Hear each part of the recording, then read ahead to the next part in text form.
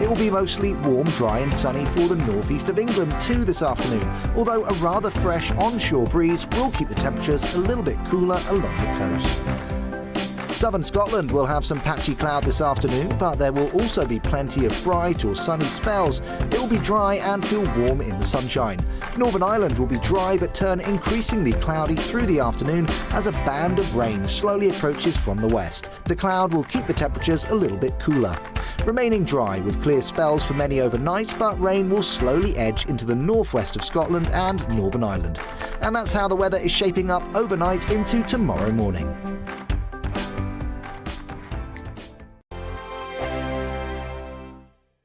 Hello, I'm Michelle Dewberry and you can join me every weekday 6 till 7 on Jubes and Kerr. Me and my panel will get stuck right into the day's events, and I can tell you, in fact, I can warn you, expect some robust debates, some strong opinions and perspectives from both sides of the fence. It's about you at home as well. I love to read out all of your comments, or at least as many as I can. So join me, Michelle Dewberry, Monday to Friday, 6 till 7 on Jubes and Kerr. On radio, they call it the drive time slot, 4 p.m. until 6 p.m. as listeners head home. It's that part of the schedule when the dust of the day's events begin to clarify, and we try to make sense of it for you. Brazier is drive time for radio and TV. It's fast, it's punchy, it's opinionated, there's a Brazier angle and a little bit of levity. That's the question. That's two questions, actually. That's Brazier, Monday to Thursday, 4 till 6 on GB News. Hello, I'm Patrick Christie's. And I'm Mercy Moroki. Make sure that you join us Monday to Thursday, 10 a.m. until midday, right here on GB News for To The Point.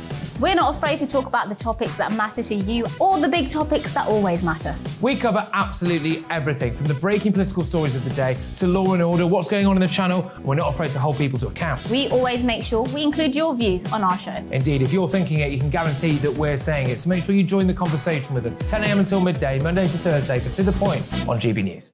I'm Dan Wootton. Join me Monday to Thursday from 9 to 11 for the feistiest and most fun news debate on TV, where free speech reigns. I'll bring you a sharp take on the day's biggest stories, bombshell newsmaker interviews, and A-list guests. And I guarantee you, no spin, no bias, no censorship, and no reason to go to bed. That's Dan Wootton tonight, Monday to Thursdays from 9 on GB News.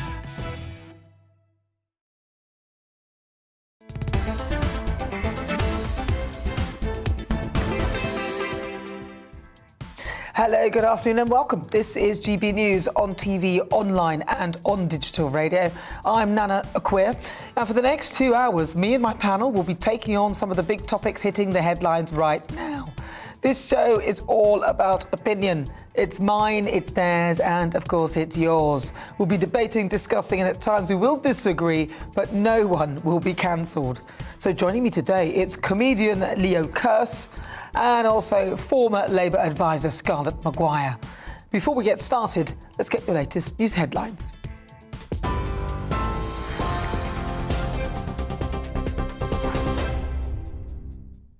Good afternoon, it's 1 minute past 4. I'm Miranda Shunker in the GB newsroom.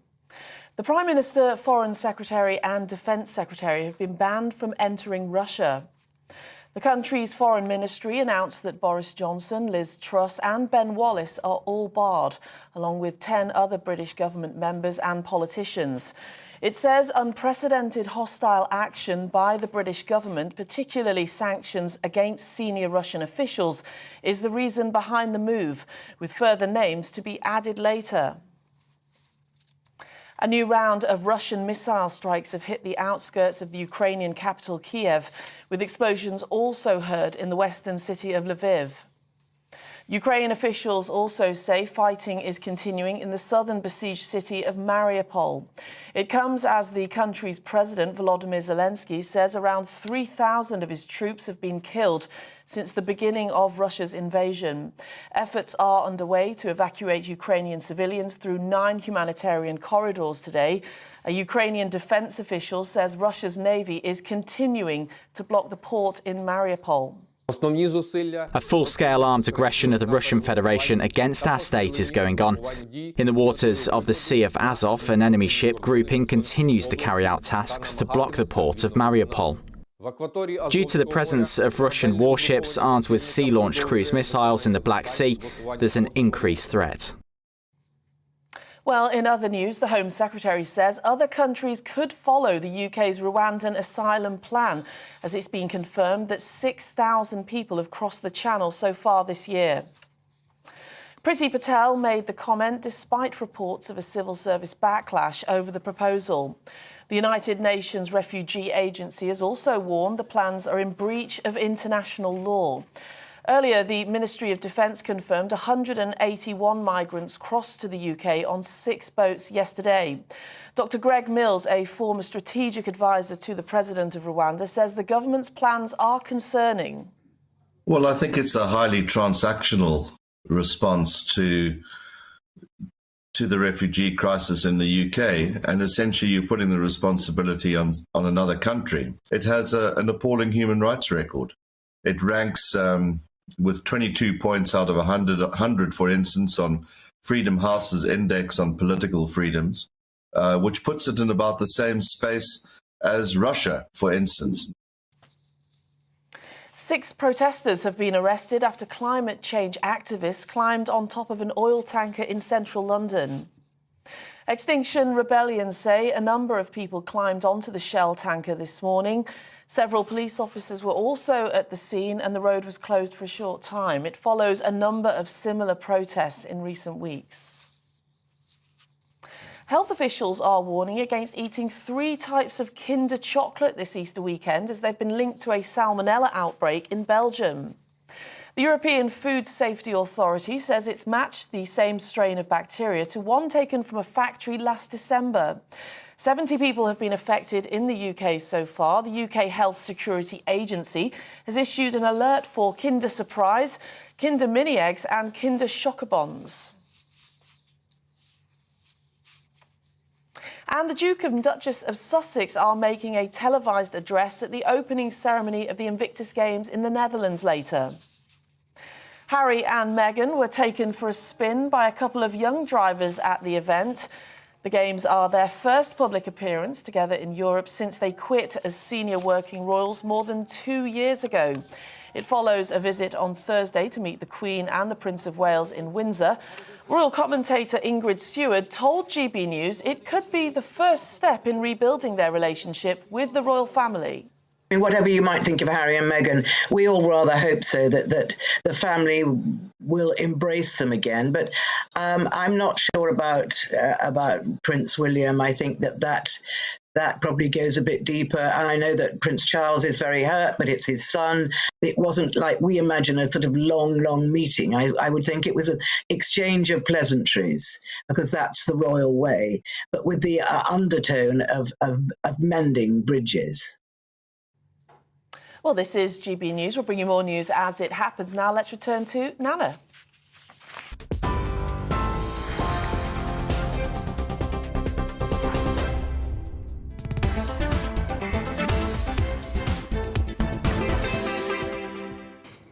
So it's just gone 6 minutes after 4 o'clock. This is GB News on TV, online and on digital radio. I'm Nana Akua. Now, remember Donald Trump? One of very few American presidents who didn't start any wars. Yes, a lot of people loved to hate him, and then there were those who just loved him. After losing an election which he often says was stolen from him, it seemed those in the US were prepared to vote for anyone but him, and this is what they got. Named Sleepy Joe by Donald Trump, President Joe Biden and leader of the Democratic Party only makes Trump look better. I mean, where do we start? There's so much to go on.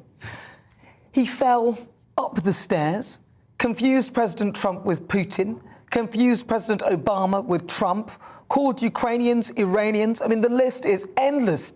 Then there are his policy decisions. Remember his disastrous sudden withdrawal from Afghanistan, which wrong-footed his allies and resulted in people clinging onto the outside of planes in an attempt to escape the chaos that ensued as the Taliban took control? Many argue that the weakness demonstrated here was actually one of the reasons why Putin decided to start his invasion of Ukraine. even in what appears to be his better moments, like the speech the other week when he said out loud what we were all thinking about Vladimir Putin. I personally agreed with him, but his people went to great lengths to dumb down his comments. For God's sake, this man cannot remain in power. God bless you all, and may God defend our freedom, and may God protect our troops. Apparently it went off script, and you can literally feel the tension in the room from his team when he does that. And now, his latest gaffe, where he just finished delivering a 40-minute speech. He then turns to his right. So he's finished in the speech now, and he's sort of turning to his right. He reaches out his hand as though he's about to shake it. Then he seems confused. Then he sort of turns to the back of the crowd, facing the American flag for a few moments, almost comatose. He then sort of walks off the stage. I mean, what the hell was happening there? People have tried to make excuses for this, saying that he was addressing the audience to the side of the stage, but that doesn't explain why at one point in his speech he said that he served as a full professor at the University of Pennsylvania, even though he's never ever taught a class there. Joe Biden is rarely allowed to take questions because even his own team don't have any confidence in him, which is a very bad sign. I mean, they're on tenterhooks every time he speaks, and even die-hard Democrats who voted for him are turning away in their droves. According to Gallup, his approval rate has apparently dropped 19 points by millennials, from 60 to 41%. Generation Z have also lost confidence in his approval, slipping by 21%. He's losing the older generation, minorities. I mean, he's pretty much losing everyone. Look, when are people going to admit that he's not the full ticket? Bring back Trump.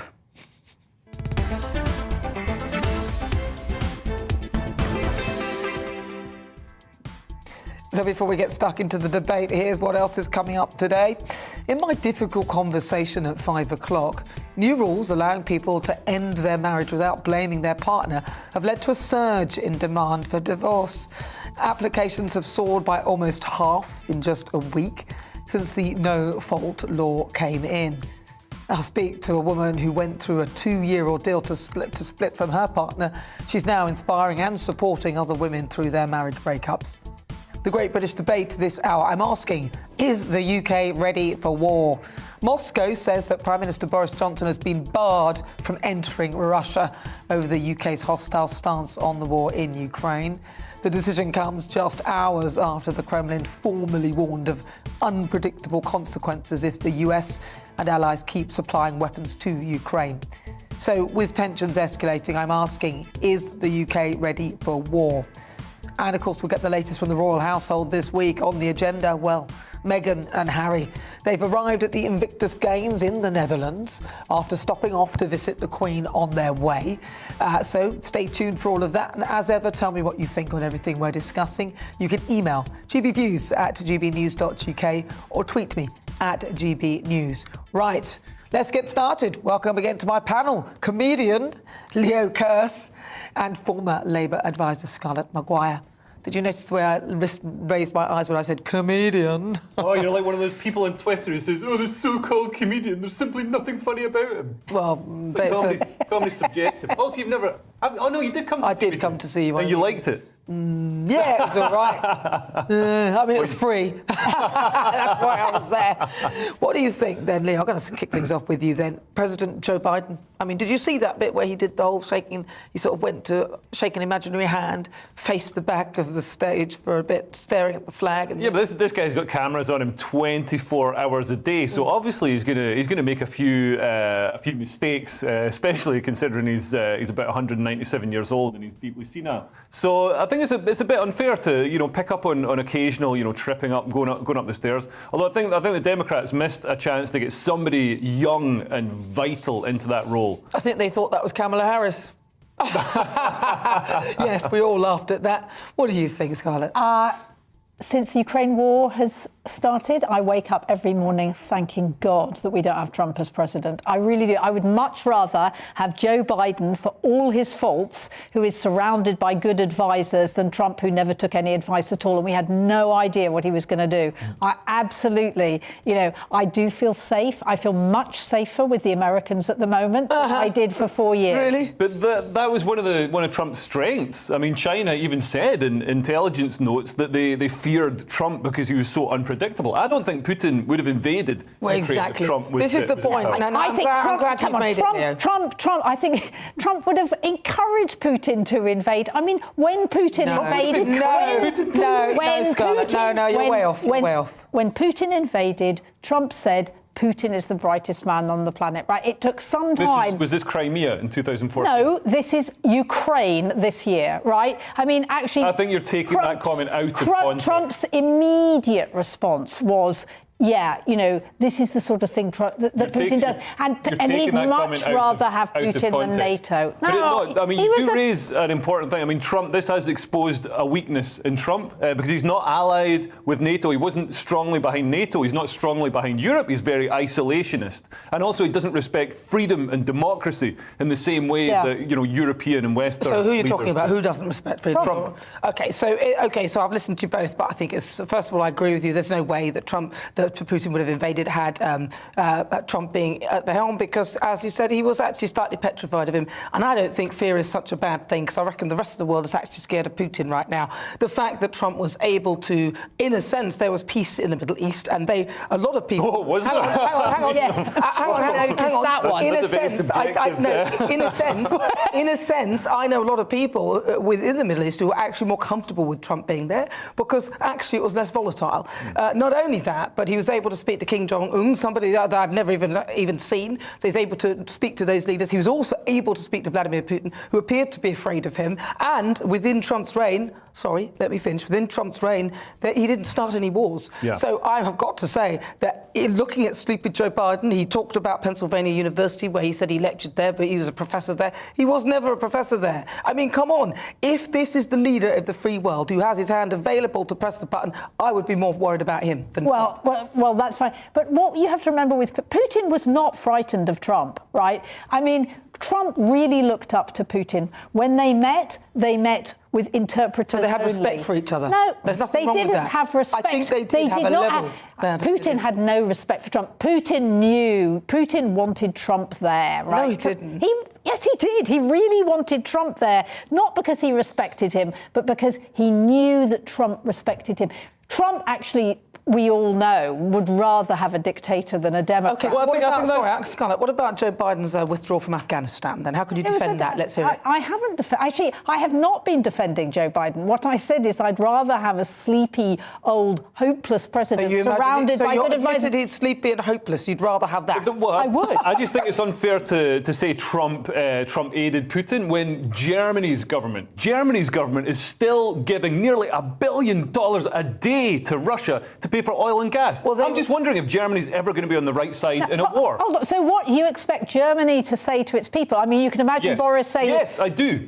You're not going to have any heating. You're not going to have any lighting. We're going to turn everything off because we're at war. They're not going to turn everything off. They get a third of their energy, so it wouldn't be a complete 100% blackout. But also, Germany should have looked ahead and said, do we want to be funding this despotic leader? And ironically, Scarlett, it was Trump that warned Germany about their reliance on Vladimir Putin. So it is interesting that you say that, but that is an actual fact. I know, but I remember being on Sky years ago and saying about... I mean, everybody knew there was a problem. But specifically, Donald Trump actually did that, so he specifically warned them. Yeah. The Germans, they need to cut off the supply of money to Putin. No, the Germans needed to have reconfigured their energy like us a very long time ago, and it's a real shame that for decades nobody in Europe reconfigured their energy, and we're just lucky because we've got North Sea. Otherwise, we're not using it the though. same. We're not exploiting it. They're shuttering it. The Scottish National Party are shuttering it. They won't allow the Campbell field to be developed. Yeah, because the Scottish National Party would basically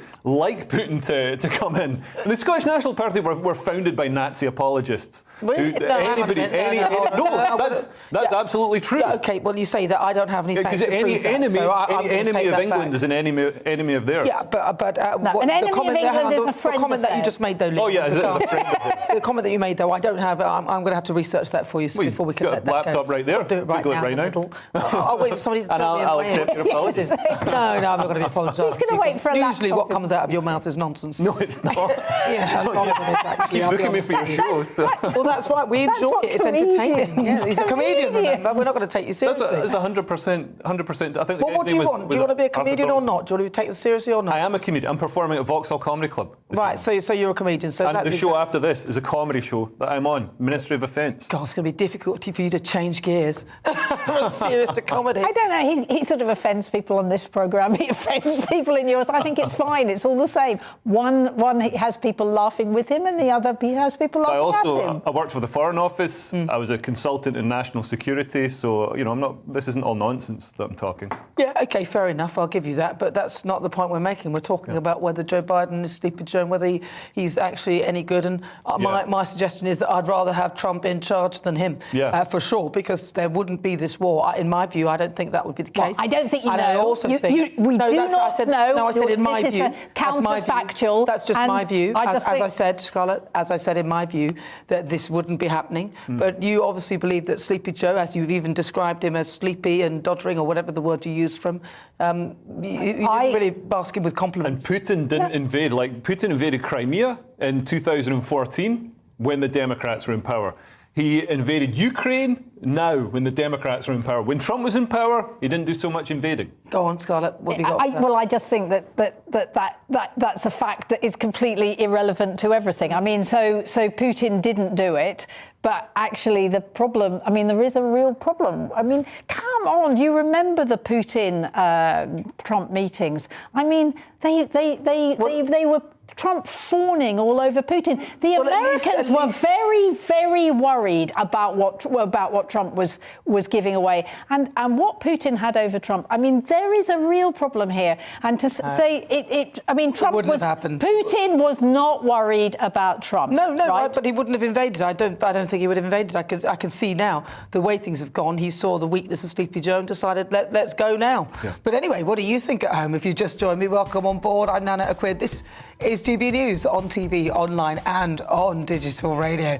Now, still to come, it's time for the Great British Debate this hour. I'm asking, is the UK ready for war?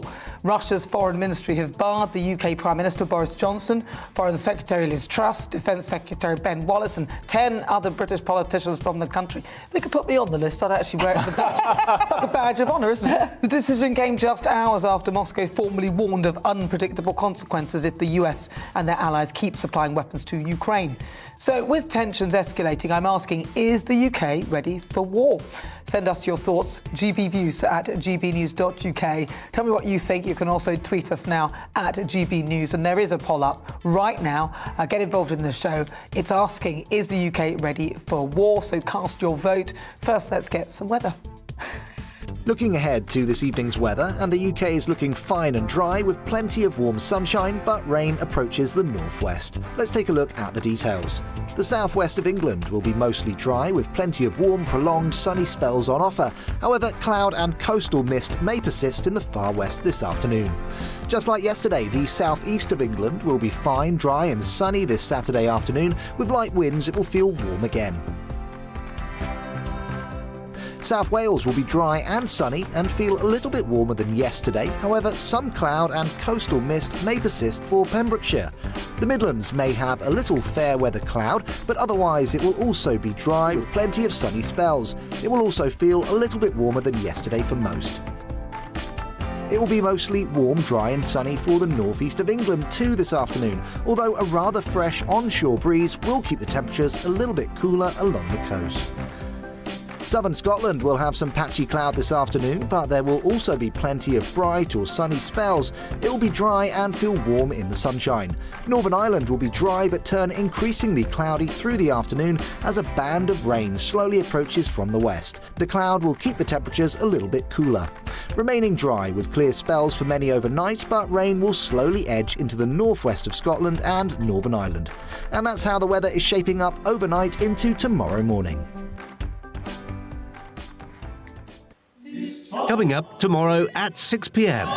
Welcome to a very special GB News Easter programme. We are invited during this short time to enter into the passion, death and resurrection of Jesus Christ. It's an invitation to take part in the most important part of the Christian life. Happy Easter. Alleluia. The Meaning of Easter with Calvin Robinson tomorrow at 6 p.m. on GB News.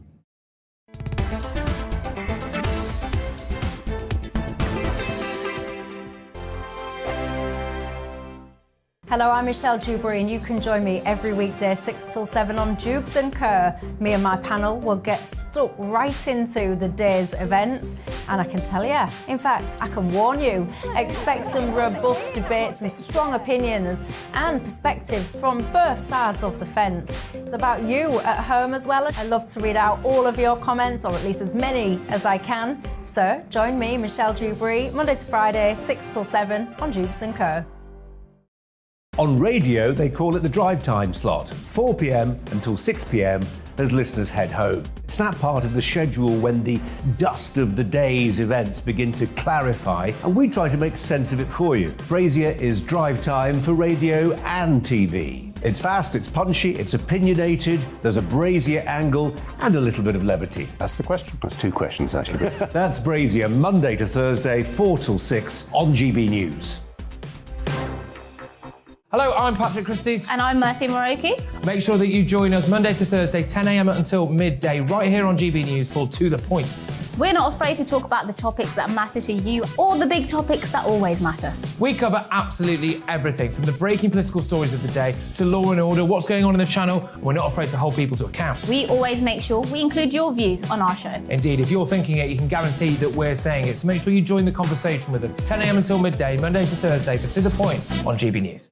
I'm Dan Wootton. Join me Monday to Thursday from 9 to 11 for the feistiest and most fun news debate on TV, where free speech reigns. I'll bring you a sharp take on the day's biggest stories, bombshell newsmaker interviews, and A-list guests. And I guarantee you, no spin, no bias, no censorship, and no reason to go to bed. That's Dan Wootton tonight, Monday to Thursdays from 9 on GB News.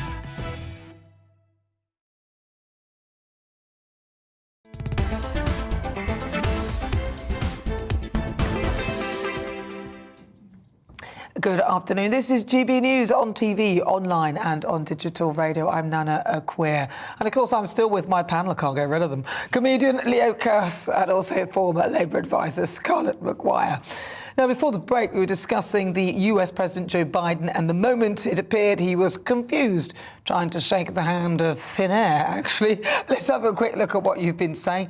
Alex says NATO, via Biden, are sleepwalking into World War III. It's thanks to the democratic weakness Putin invaded, and he laughs at them. I agree with you. Stuart says, hey, Trump lover, Biden hasn't started any wars. Biden hasn't stopped the West being drawn into a war. Trump doesn't like NATO. If you support Trump, it means you are on Putin's side. I don't know how you've worked that out. I think it's an interesting sum, but clearly I'm not. Max says, Nana, I'm with you. Putin only invaded Ukraine because he saw how weak and incompetent Biden is.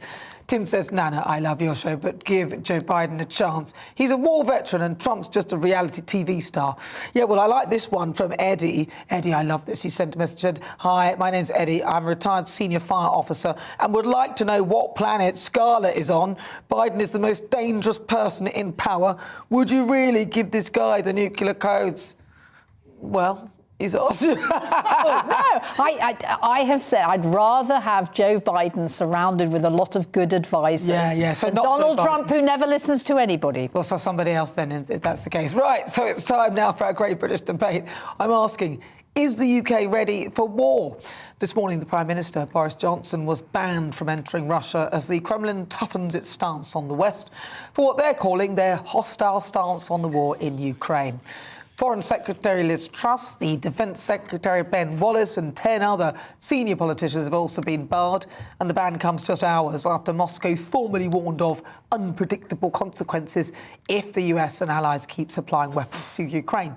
So with tensions rising between Russia and the West, I'm asking, is the UK ready for war? After all, that is a possibility. So I'm joined now by security specialist Will Geddes. Will, thank you for joining us. Firstly, let's talk about what do you make of the latest war of words from the Kremlin about the West and on the West, and of course the banning of some of our leaders from Moscow or Russia even? Well, good afternoon, Nana. I would say that, it's just saber rattling really on behalf of Putin. I don't think it's going to make a considerable amount of difference really to the cabinet here in the UK. I think, Boris Johnson and the rest of the team will probably not lose a moment's sleep over it. It is saber rattling, but Putin has a limited amount of armory, so to speak, to throw at this situation. And he knows that if he pushes too far, it's really going to escalate potentially into a World War III. Because obviously the latest, with the bombing of the submarine by Ukraine. Of course, now Russia have admitted that it was actually a bomb. Apparently it was one that was supplied by us, and there was the retaliation, for the armament factory in Ukraine. In your view, then, because we seem to be getting more involved and Putin is sort of saying, oh, well, it's Britain representing NATO, so he's kind of separating us. If something were to sort of kick off, do you think we're ready? Well, yes, we're very well protected over here, Nana. We have incredibly good capability in terms of the size of military capability that we have here. We rank as 8th in the world. And when you consider number 1 is the United States, who have somewhat unlimited budgets to throw at their defense, Moscow being 2nd, China, India, we come pretty high. And in Europe, in fact, we're 2nd after France. But what we've got to consider here, and I think where Boris Johnson and the UK government's got to be very cautious, is that they don't end up, as you rightly saying, isolating us from NATO. This has to be a considered group effort in terms of the defences, and not only in terms of equipping Ukraine, but in terms of our position of alignment to the Ukraine. It's got to be a universal front. Yeah, because as I'm listening, in the strategy in my mind, I think in Vladimir Putin's mind, he's always singled Britain out, and he's doing it again, isn't he? Singling us out to make us a target, to say almost as though we are behaving in a way as an arm of NATO, but not part of NATO. And that is a worrying sort of development or a trend that seems to be happening. And then, of course, there's Russia with their reliance on their gas and oil from Vladimir Putin. Would you say that right now, what else do you think we should be doing in terms of helping for Ukraine without kind of singling us out as a target? Well, to go to your earlier point, actually, the reason why we're more likely to be singled out than any other European country is because of our financial markets. And through the City of London, and certainly through our financial markets, Russia has had a lot of advantages and benefits in terms of their trading internationally. So our imposing of sanctions, particularly in those financial markets and particularly on Russian foreign holdings, has put them in a really precarious predicament. And this is where we're seeing the economic reverberations. But in terms of a military strategy, the Times newspaper has just disclosed that members of UK Special Forces have been on the ground in Ukraine assisting the Ukrainian defense and military in terms of providing them the training to actually use some of the equipment that's being provided. But again, it's a case of all other members of NATO, all other European countries throwing themselves into the mix as well. So, although it's been a somewhat clandestine, let's call it covert, it's hardly clandestine, support of Ukraine, this is something which will have implications for everybody. But again, we have some incredibly good capabilities. What we've shown by sinking battleship Moskva is the fact that, we are able to provide Ukraine with that capability that Russia can't control the Sea of Azov, which we know that they've been trying to. Well, listen, Will, it's really good to talk to you. Very, very briefly, I just wanted to ask you briefly, in terms of war, if we did sort of have to go to war, what kind of war do you see? I hope you're not visualising something nuclear. Do you think it would be boots on the ground? Briefly, what's your vision on that? Yeah, I think it would be boots on the ground. I think highly unlikely that it would be any kind of nuclear retaliation, but something for your co-guest to chew over maybe. On the Biden/Trump approach to the situation. I recall that when Trump turned round to Putin and said, if he launches a capability or an attack on the Ukraine, then I will retaliate with everything we've got. Now, although Putin said 90% of him didn't believe him, there was that 10% doubt which could have kept him at bay. Yeah, thank you so much for that. That's Will Geddes. He's a security specialist. Thank you so much. Right, so it is the Great British Debate this hour. I'm asking, is the UK ready for war? Let's see what you've been saying. Lee says, we're not even ready for a bit of wind and rain without the country coming to a stop and warnings everywhere. It's true, we weren't ready for the bank holiday. Elliot says, our armed forces are configured for peacekeeping and to support the far larger US military. They are elite, but far too small to fight a full-scale war. Leonard says, it doesn't matter how strong our army is, it is time to find solutions, not to escalate the problem that could destroy millions of lives. Right, so keep those thoughts coming. It is, of course, GBViews at gbnews.uk or tweet me at GBNews. I'm Nana Akua. This is, of course, GB News on TV, online and on digital radio. Now, still to come, we'll continue the Great British Debate this hour. I'm asking, is the UK ready for war? You'll hear the thoughts of my panel, comedian Leo Kearse, and also former Labour advisor Scarlett Maguire. First, let's get your latest news headlines.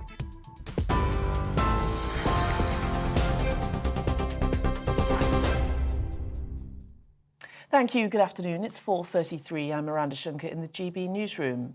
The Prime Minister, Foreign Secretary and Defence Secretary have been banned from entering Russia.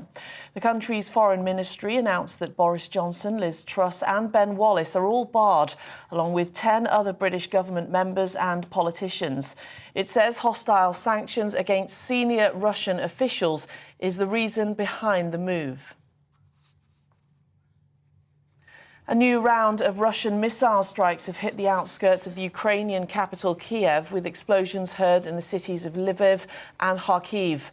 Ukrainian defence officials also say fighting is continuing in the southern besieged city of Mariupol. It comes as the country's president, Volodymyr Zelensky, says around 3,000 of his troops have been killed since the beginning of Russia's invasion. The Home Secretary says other countries could follow the UK's Rwandan asylum plan, as it's been confirmed 6,000 people have crossed the Channel so far this year. Priti Patel made the comment despite reports of a civil service backlash over the proposal. There's also been warnings from the United Nations Refugee Agency that the plans breach international law. And health officials are warning against eating 3 types of Kinder chocolate this Easter weekend, as they've been linked to a salmonella outbreak in Belgium. 70 people have been affected in the UK so far. The UK Health Security Agency has issued an alert for Kinder Surprise, Kinder Mini Eggs and Kinder Chocobons.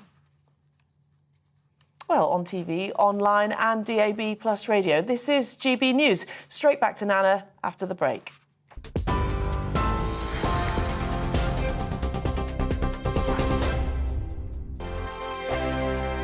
Hello, I'm Michelle Dewberry, and you can join me every weekday 6 till 7 on Jubes and Kerr. Me and my panel will get stuck right into the day's events, and I can tell you, in fact, I can warn you, expect some robust debates, some strong opinions and perspectives from both sides of the fence. It's about you at home as well. I love to read out all of your comments, or at least as many as I can. So join me, Michelle Dewberry, Monday to Friday, 6 till 7 on Jubes and Kerr. On radio, they call it the drive time slot, 4 p.m. until 6 p.m.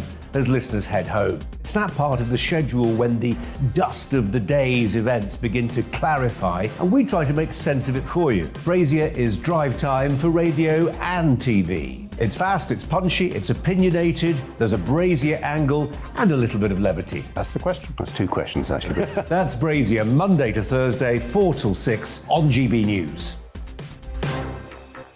Hello, I'm Patrick Christie's. And I'm Mercy Moroki. Make sure that you join us Monday to Thursday, 10 a.m. until midday, right here on GB News for To The Point. We're not afraid to talk about the topics that matter to you or the big topics that always matter. We cover absolutely everything, from the breaking political stories of the day to law and order, what's going on in the channel. We're not afraid to hold people to account. We always make sure we include your views on our show. Indeed, if you're thinking it, you can guarantee that we're saying it. So make sure you join the conversation with us, 10 a.m. until midday, Monday to Thursday, for To The Point on GB News. I'm Dan Wootton. Join me Monday to Thursday from 9 to 11 for the feistiest and most fun news debate on TV, where free speech reigns. I'll bring you a sharp take on the day's biggest stories, bombshell newsmaker interviews, and A-list guests. And I guarantee you, no spin, no bias, no censorship, and no reason to go to bed. That's Dan Wootton tonight, Monday to Thursdays from 9 on GB News.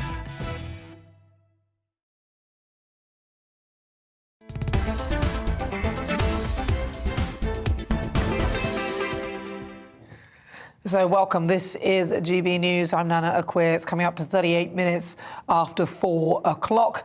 Now we return to our great British debate this hour. I'm asking, is the UK ready for war? Now, just a week after Prime Minister Boris Johnson met the Ukrainian President Volodymyr Zelensky in Kyiv, he's been put on Russia's naughty step.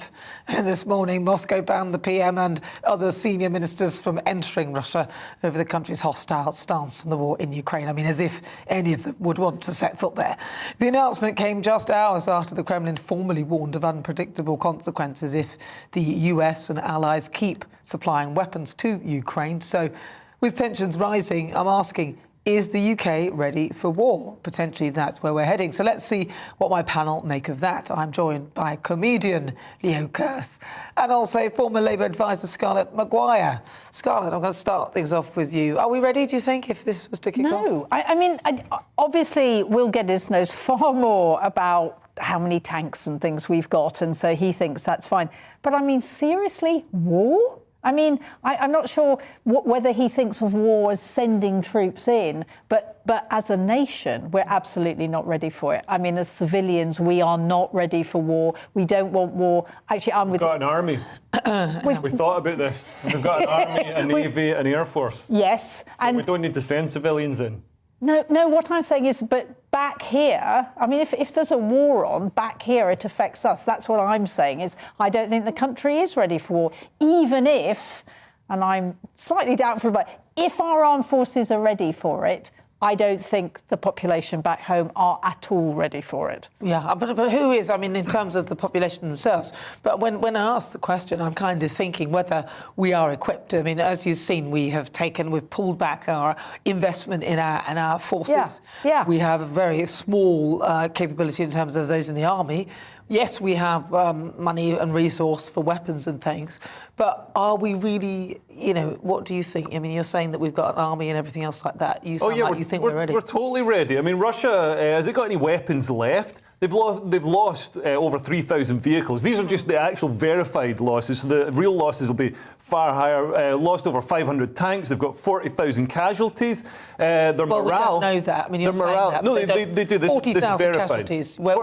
Casualties includes, it's not deaths, it's people who are wounded. Where did you find that information? It's reported in The Economist. Okay. So it's verified. Well, I'm not making it up. And also, their morale is terrible. Their morale is terrible because they're fighting they know they're fighting for a gangster. Whereas in the West and in Ukraine, people are fighting for freedom. They're fighting for their lives, for freedom. So people who are fighting for freedom are going to fight much harder, much smarter than people who are just doing what a gangster, what a kleptocrat, what an evil dictator is telling them to do. But they don't know. I mean, look, if you imagine that you're in this bubble and you've been told all this information and that's all you hear and that's all you know, then you probably think that you're fighting for freedom. They've gone into Ukraine. They see the people. They know what they're doing. All the things that you've said could also be reversed. No. And actually, you say that, but I have listened to Ukrainians who phone their Russian relatives and say, look, seriously, this is what's happening, we're being bombed, and they are in arguments with their Russian relatives who will say, hang on, that's not people in the army. Who will say, we're not phoning people in the army. Yeah, but that's all part of it, isn't it? Who will say, oh, well, we can't see anything here. So where you're saying that's not people in the army, then that's the information that's been fed back. The Russian army has got a huge problem with morale because people are leaving their tanks, they're deserting, they're even damaging their own equipment. Yes, but they're raping and pillaging and killing as well. Yeah, which is also an example of terrible morale and terrible but they're still doing that to the Ukrainian people. No, of course the Russians are doing terrible things to Ukrainian people, and I absolutely agree. It's because of morale. I think Leo's absolutely right. The difference between defending your homeland and attacking somebody else's is I mean, all of us are amazed at Ukraine. I mean, I'm assuming that you, like me, thought that the war would be over pretty fast. I didn't. And then what we'd have is urban guerrillas, and this was never going to be a stable country. But actually, I mean, what has been shown is that the Ukrainians, I mean, they are literally fighting for their lives, they're fighting for their country. What I'm talking about is Britain going in. Yeah. So, yes, if we send forces in, and I thought we didn't have much of an army or a navy, but anyway, if we send forces in, that's fine. But actually, if you declare war, it affects everything. So, and it won't be Britain alone. It'll be the whole of Western Europe, right? I mean, it will be all the NATO countries. I think America probably will suffer less than anybody, and it will be horrendous. And I just think we have to think about it. I'm not so worried about. I think he's right. You know, the odds of a nuclear strike. I mean, Putin knows. He strikes London and bang, Moscow's out. But if you imagine you're sort of like a fox trapped in a corner and you've actually got nothing to win and you've got everything to lose, then in the end you've got nothing. So you might be spiteful and just say, well, forget it. There's nothing. The people around him will replace him. But the point I'm making is that somebody in that position might not care. And by the way he's behaving, he may well not care. And he might be stopped. And he might be stopped by his people. Hopefully, I mean, and actually, but look at them. They're not stopping him, though, are they? And some of them are openly talking as though and going along with the lies. Well, so we really don't. Whatever the intelligence pretends, we really don't know what's happening right up at the top, right? And I think Leo's right. They're not going to let him destroy the country. How do you know? No, they've got families. They've got children. You say that. You say they're not going to let him destroy the country, but they appear to be all working together. And actually, if you depose of him, you might find another one who's even worse than him that will take his place. I'm looking at this and thinking, well, because all of that narrative, you would have thought that the Russian people who can get the internet and could look at other things wouldn't be backing this at all. And there are large proportions, and they've done some research and found over 60% of the Russian people still support the war despite everything that's going on. Yeah. So I think that whilst we might see what we're seeing, they're not seeing this. So at the top, they know what's going on. Well, at the top, they know what's going on. There's no question. And if Putin escalates it, they know the consequences. I mean, the Russian people, though. That is a hope. I mean, look, I would agree with you that you would hope that would happen, but I don't necessarily think that will necessarily be the case. We'll only declare war if Russian boots step foot on British land. And that's not going to happen. No, or if Russia steps in and goes beyond the realms of Ukraine and then steps onto NATO territory. That was the other one. Yeah, that's NATO, though. That's not Britain. That's not Britain isolated on its own. No, but that's including everyone. But the question is, are we ready? In that case, Russia can't even take. Russia can't even take Ukraine. Not to deny that Ukraine isn't a large, militarily powerful. It's a large militarily powerful country. But it's poorest country in Europe. It's not France, the UK, Germany, and America. Yeah. It's not all. It's not NATO. If it was any of those, all he'd have to do is cut off the gas. Right. Let's see. This show's nothing without you and your views. So let's welcome one of our great British voices. This, of course, is your opportunity to be on the show and tell us what you really think about the topics that we're discussing. Sue Hammond is in Lichfield, so let's go over to Lichfield. Sue, welcome to you. Sue, do you feel that the UK is ready for war? I think it's an enormous question, and I think going back to what Scarlett was saying, I don't think mentally any of us are ready for war, and I think we'd all rather hope that there wouldn't be any kind of war. I was meeting on Thursday with a Ukrainian family who've been relocated to Lichfield, And I have to say, sitting with those people, including a child, and looking them in the eyes and hearing the horrors of what they'd experienced and how they'd escaped their home because bombs had been going off around them and how they've lost everything, it puts a sort of perspective in where you think, you can't do nothing and allow these terrible things to happen. But the consequences, and I think, what you were saying about people who are cornered and have nothing to lose, if fortune favours the prepared mind, then we probably need to get ourselves ready for almost anything, because it seems like we're dealing with huge unpredictabilities. Yeah, I'm with you on that, Sue. Thank you so much for your thoughts. Lovely to talk to you. That's Sue Hannam. She's there in Lichfield. She's a great British voice. So today I'm asking you, are you ready? Is the UK ready for war? You see, now she's sort of agreeing with both of us in a way. Scarlett, she's agreeing with you. What she's saying is the UK, and I think actually Leo and I agree, is the UK is not ready for war, but NATO, you are. No, he doesn't agree with you. You are, right. But it's not about the UK, it's about NATO. Yeah, we realise that, but I'm saying that as even in our own part of NATO, because if I said, is NATO ready for war, then you've got to think of all the individual countries. So it's our individual aspect of it. And I'm saying, are we ready for that? Because we would be part of this. And also, you've got to look at the Russian troops. I've never seen video or a photograph of a Russian troop I couldn't batter in a fight. They're all about 16 years old. They all look thick. They're all dirty and dishevelled. Yeah, but they're like the worst army ever. They're like a total Potemkin army. You said that about 100 times. I always wait for that Potemkin army bit. You said it every single show. If you go back, you'll see it. If you go on the GBNews app, you'll hear him say it how many times. Listen, it's a bit like it's comedy. Anyway. Yeah. But actually, instead of denigrating the Russians, actually the question is, are we ready for war? Exactly. And I just don't think we are. If you look at what's happening in Ukraine, that's what war is about. And we're not ready for it. The way the Ukrainians are fighting, the way the Ukrainians are fighting, it's absolute bravery. They have said he's not going to have any of their land. They don't want him to even have the coastal areas. And I agree with them. So, I have a lot of respect for look at those people in Mariupol, right? Who are desperate for water. You see the pictures and you just think, how are these people living through it? They are amazing. Well, listen, today I've been asking, is UK ready for war? Lots of you have been getting in touch with your views. Andrew says Britain has always been underprepared for war, but our service personnel are the best in the world, despite what American cousins say. Right. Ted says the UK people are never ready for anything. 70 years of welfare and the nanny state has bred the preparedness of self-sufficiency out of them. Mikey says the most important thing is that our army's technological capabilities are up to scratch. That's the key factor, and take precedence over the number of soldiers we have. Max says if both China and India have the money for a superior army to the UK, then why is the UK still pouring money into these countries in foreign aid? I'm so with you on that. I can't say. It is. Well, we talk about that. It'll just start getting me angry. Ted says, no, we are not. We can't stop a few rubber boats crossing the channel from France. So how are we going to stop Russia?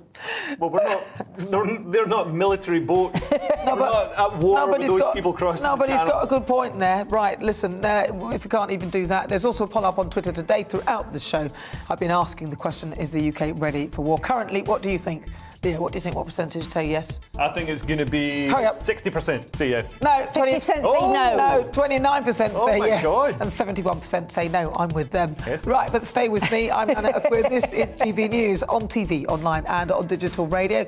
After the break, I'll be joined by former royal butler Grant Harold for a look at what's been going on in the royal household this week. And on the agenda, of course, Meghan and Harry, they've arrived at the Invictus Games in the Netherlands, I think with the film crew, after stopping off to visit the Queen on their way. But first, let's get some weather.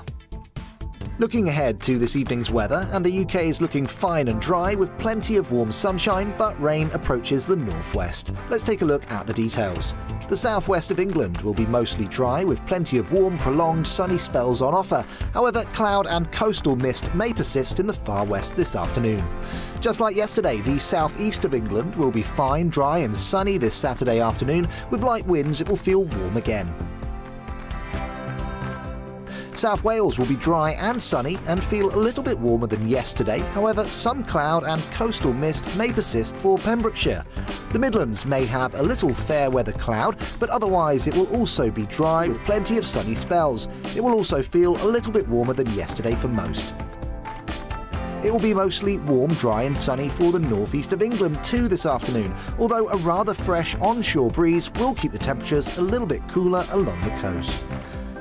Southern Scotland will have some patchy cloud this afternoon, but there will also be plenty of bright or sunny spells. It will be dry and feel warm in the sunshine. Northern Ireland will be dry but turn increasingly cloudy through the afternoon as a band of rain slowly approaches from the west. The cloud will keep the temperatures a little bit cooler. Remaining dry with clear spells for many overnight, but rain will slowly edge into the northwest of Scotland and Northern Ireland. And that's how the weather is shaping up overnight into tomorrow morning.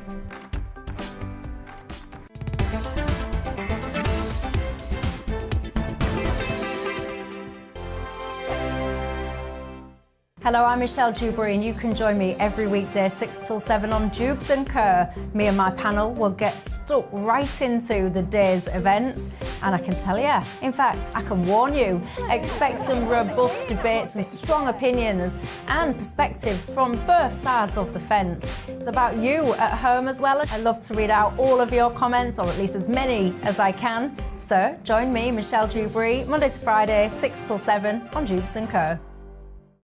On radio, they call it the drive time slot, 4 p.m. until 6 p.m. as listeners head home. It's that part of the schedule when the dust of the day's events begin to clarify, and we try to make sense of it for you. Brazier is drive time for radio and TV. It's fast, it's punchy, it's opinionated, there's a Brazier angle and a little bit of levity. That's the question. That's two questions, actually. That's Brazier, Monday to Thursday, 4 till 6 on GB News. Hello, I'm Patrick Christie's. And I'm Mercy Moroki. Make sure that you join us Monday to Thursday, 10 a.m. until midday, right here on GB News for To The Point. We're not afraid to talk about the topics that matter to you, or the big topics that always matter. We cover absolutely everything, from the breaking political stories of the day to law and order, what's going on in the channel. We're not afraid to hold people to account. We always make sure we include your views on our show. Indeed, if you're thinking it, you can guarantee that we're saying it. So make sure you join the conversation with us, 10 a.m. until midday, Monday to Thursday, for To The Point on GB News. I'm Dan Wootton. Join me Monday to Thursday from 9 to 11 for the feistiest and most fun news debate on TV, where free speech reigns. I'll bring you a sharp take on the day's biggest stories, bombshell newsmaker interviews, and A-list guests. And I guarantee you, no spin, no bias, no censorship, and no reason to go to bed. That's Dan Wootton tonight, Monday to Thursdays from 9 on GB News.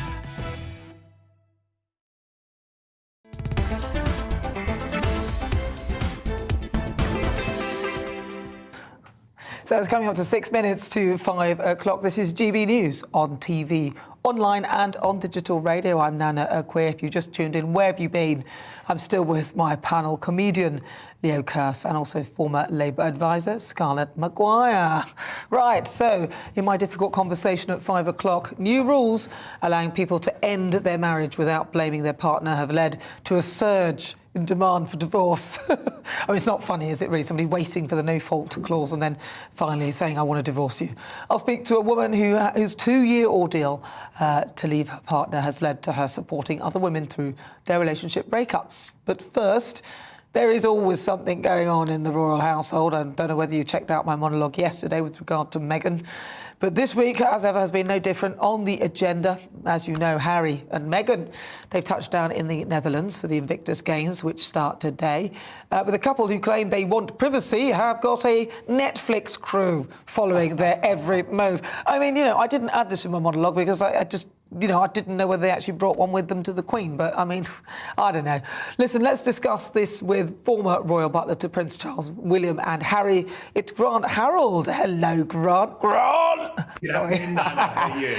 I'm good, thank you. Grant, firstly, let's take a look back at Harry and Meghan. They stopped off at Windsor on their way to the Games to see the Queen for the first time since 2020. Yes, well, obviously, and I think also what was interesting, as you mentioned, I hope they didn't take a film crew in with them, but it was the first time that Meghan's seen the Queen in 2 years, and obviously Prince Harry since last year, because for the funeral of Prince Philip. So I think it was important that this visit has at last happened, but it's also slightly sad because what I understand is that they haven't got the children with them, so obviously the Queen still hasn't met one of her grandchildren, so that's obviously quite sad, but at least they have actually gone and seen the Queen. It just seems a bit cruel, actually. I mean, I just don't get that. I mean, look, who am I to say anything? Nana Akua, actually. But anyway, you know, the point is, you know, looking at that, it just seems cruel. Why would you do that? But anyway, they were en route. They weren't actually specifically going to see her, by the sounds of it, because they were on the way to the Invictus Games. So talk us through what's gone on there. How have they been received? Exactly. So they've obviously got the Invictus Games that are up and running again, and then obviously in The Hague for this. It's for 1 week. As we all know, it's an opportunity for injured servicemen to all and women to all get together and to compete. It's an idea. It's been running for quite a few years now. It's been highly successful, very popular. It's one of the rare occasions we actually get to see them in public again, actually doing something. But as it's been mentioned, what is slightly different is they've got a film crew following them round because they're obviously making a documentary about it. But as you quite rightly mentioned, it's a bit confusing for a lot of people who are all kind of thinking, but I thought they want their privacy. So it's an interesting one seeing how they're playing this out. But it's how they want to do it, and of course they're no longer technically royals, and obviously they're doing it how they want to do it. I suppose, but yeah, trading off the royal name and also the Invictus Games, I don't think Harry would have been able to set this up and give it the publicity it has if it hadn't been for his connection with the royal family. So at the end of the day, to me, it just looks like they're trading off the royal family and then making money out of it, which I think leaves a bad taste for most people. But at least the games themselves are for a good cause. Now, what about Princess Anne? Because she's admitting that the pressures facing female royals is always worse. It's interesting she said that because obviously she's a senior member of the royal family. She's the only daughter of the Queen. And I think what she said is it's more difficult for females joining the royal family or being in the royal family. And I think that's probably kind of also looking at recent royal weddings. Obviously, you've had the Duchess of Cambridge who's joined the family, Duchess of Sussex. And of course, but with Kate, the Duchess of Cambridge, has made a huge success of it, but it's not easy by any means. I mean, as you know, Nana, I've worked in the royal household. I know how difficult it can be. It's you know, long days. It's people always see the kind of nice side of it. They don't see the other side, which is the long hours, your life. You lose your privacy, as we know, and it's quite a lot to kind of take on board. And to become a royal, you technically have to become a royal. Well, they have. And obviously Meghan has walked away from that, but the Duchess of Cambridge, I think, has made a success of it. Oh, she's fabulous, isn't she? I love Kate. I think she's brilliant. That's how to do it. And what about now the Queen's perfect hot cross buns? Sum it up for us in 60 seconds. Go on. So apparently the Buckingham Palace chefs have released the 8 steps to the perfect hot cross buns, or royal hot cross buns, and it's been said it's how the Queen likes to have them. So I've had a quick look at it. I don't know if I'll have a go because I'm quite good at bunning things, but it is, if anyone wants to find out how to make it, if you look online, you'll find the 8 tips for making the perfect hot cross buns. Step 1 for me would be remember to put the oven on, actually. Oh my goodness, I thought you were going to give us some of those tips. I was looking forward to that. But yeah, I wouldn't know where to start with the hot cross bun. Although, do you know, recently I've got my bread maker out of the shed, so I'm going to have to try and do something there. Listen, Grant, thank you so much for joining us. That's Grant Harold. He's Thanks the former... Nana, I appreciate it. Thank you so Happy much. Easter. Happy Easter. He's the former royal butler to Prince Charles, Prince William and Prince Harry. Right, if you've just joined us, welcome on board. You're with me. I'm Nana Akua. This is GB News. There's more to come in the next hour.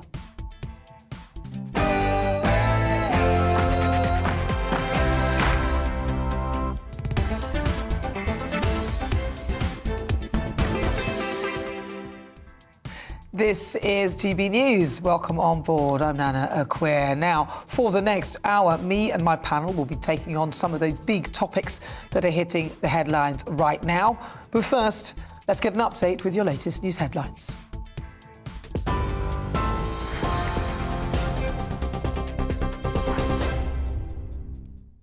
Thank you. Good afternoon. It's just coming up to 5 o'clock. I'm Miranda Shunker in the GB newsroom. Russia has banned the UK Prime Minister, Foreign Secretary and Defence Secretary from entering the country. The Foreign Ministry announced Boris Johnson, Liz Truss and Ben Wallace are all barred moving forward, along with 10 other government members and politicians. It says unprecedented hostile action by the British government, particularly sanctions against senior Russian officials, is the reason behind the move, with further names to be added later. A new round of Russian missile strikes have hit the outskirts of the Ukrainian capital, Kiev, with explosions heard in the cities of Lviv and Kharkiv. Officials in the country also say fighting is continuing in the southern besieged city of Mariupol. It comes as the country's President Volodymyr Zelensky says around 3,000 of his troops have been killed since the beginning of Russia's invasion. Efforts are underway to evacuate Ukrainian civilians through 9 humanitarian corridors today. A Ukrainian defense official says Russia's navy is continuing to block the port in Mariupol. A full-scale armed aggression of the Russian Federation against our state is going on. In the waters of the Sea of Azov, an enemy ship grouping continues to carry out tasks to block the port of Mariupol. Due to the presence of Russian warships armed with sea-launched cruise missiles in the Black Sea, there's an increased threat.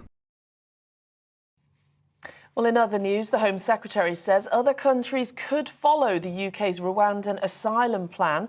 As it's been confirmed, 6,000 people have crossed the Channel so far this year. Priti Patel made the comment as reports have emerged of a civil service backlash over the proposal. The UN Refugee Agency has also warned the plans are in breach of international law. Earlier, the Ministry of Defence confirmed 181 migrants crossed to the UK on 6 boats yesterday. Dr. Greg Mills, a former strategic advisor to the President of Rwanda, says the government's plans are concerning. Well, I think it's a highly transactional response to the refugee crisis in the UK, and essentially you're putting the responsibility on another country. It has an appalling human rights record. It ranks with 22 points out of 100, for instance, on Freedom House's index on political freedoms, which puts it in about the same space as Russia, for instance. 6 protesters have been arrested after climate change activists targeted an oil tanker in central London. Extinction Rebellion say Olympic gold medalist Etienne Stott was among a number of people who climbed onto the Shell tanker this morning. It follows a number of similar protests in recent weeks. 3 Chinese astronauts are back in Beijing after a 6-month stay on the nation's space station. The Shenzhou 13 return capsule re-entered the Earth's atmosphere this morning, touching down in North China's Inner Mongolia. The crew are now undergoing special rehab treatment as they become reaccustomed to gravity after half a year in space. That's the longest in China's history. And the Duke and Duchess of Sussex are to make a televised address at the opening ceremony of the Invictus Games in the Netherlands later. Ahead of the event, Harry and Meghan took part in a Young Drivers Challenge. The Games are their first public appearance together in Europe since they quit as senior working royals more than 2 years ago. It follows a visit on Thursday to meet the Queen and the Prince of Wales in Windsor. Royal commentator Ingrid Seward told GB News it could be the first step in rebuilding their relationship with the royal family. Whatever you might think of Harry and Meghan, we all rather hope so that the family will embrace them again. But I'm not sure about Prince William. I think that probably goes a bit deeper. And I know that Prince Charles is very hurt, but it's his son.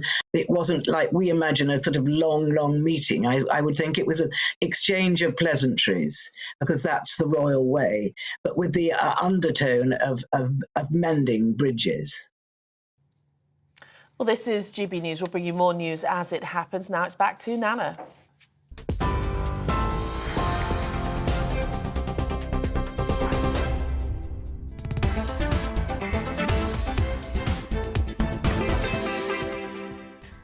So just coming up to 5 minutes after 5 o'clock. This is GB News on TV, online and on digital radio. I'm Nana Akua. And for the next hour, me and my panel will be taking on some of the big topics that are hitting the headlines right now.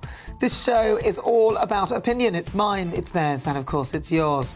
We'll be debating, discussing, and at times we will disagree, but no one will be cancelled. So joining me today, it's comedian Leo Kearse and former Labour advisor Scarlett Maguire. Still to come. In a few moments, it's time for my difficult conversation.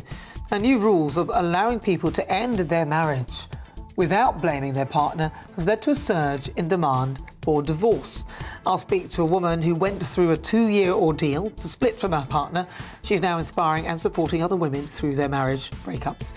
In the Great British Debate this hour, I'm asking, would you have a speed limiter fitted to your car?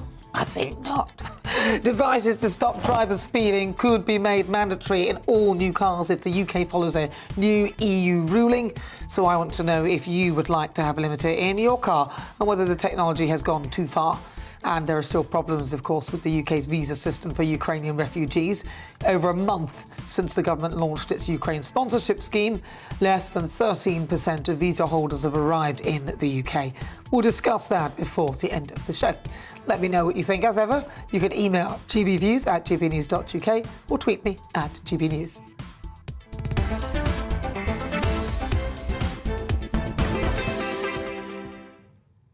So let's start this hour with my difficult conversation. Now, last week, divorce applications rose by nearly 50% in the UK, and it follows the introduction of the no-fault divorce law. The legislation moves the requirement for one partner to blame the other for the breakdown of their marriage. And it's faced some criticism from people who say that the policy would cause fighting couples to turn to divorce as an immediate solution, rather than actually trying to work out their problems amicably. But others say it will help to keep families together or stop damaging and nasty relationship breakups. So I'm joined in the studio by Sarah Davison, who is a divorce coach, and she turned to supporting others after a lengthy breakdown of her marriage over a 2-year period. So, Sarah, welcome. Thank you very much. Everyone's in pink today. Everyone is. I'm in pink. The music's in pink. Mine's in pink. You're in pink. We're pretty in pink. Anyway, so let's talk about you. Let's talk about your divorce then, because your experience inspired you to become somebody who inspires others. So talk to me about your relationship and whatever you can tell us about it. Yeah, well, I've been coaching about 15 years when I was married. I've been married only for about 2 years. We've been together probably about 5. And I found out overnight that my husband no longer wanted to be married to me.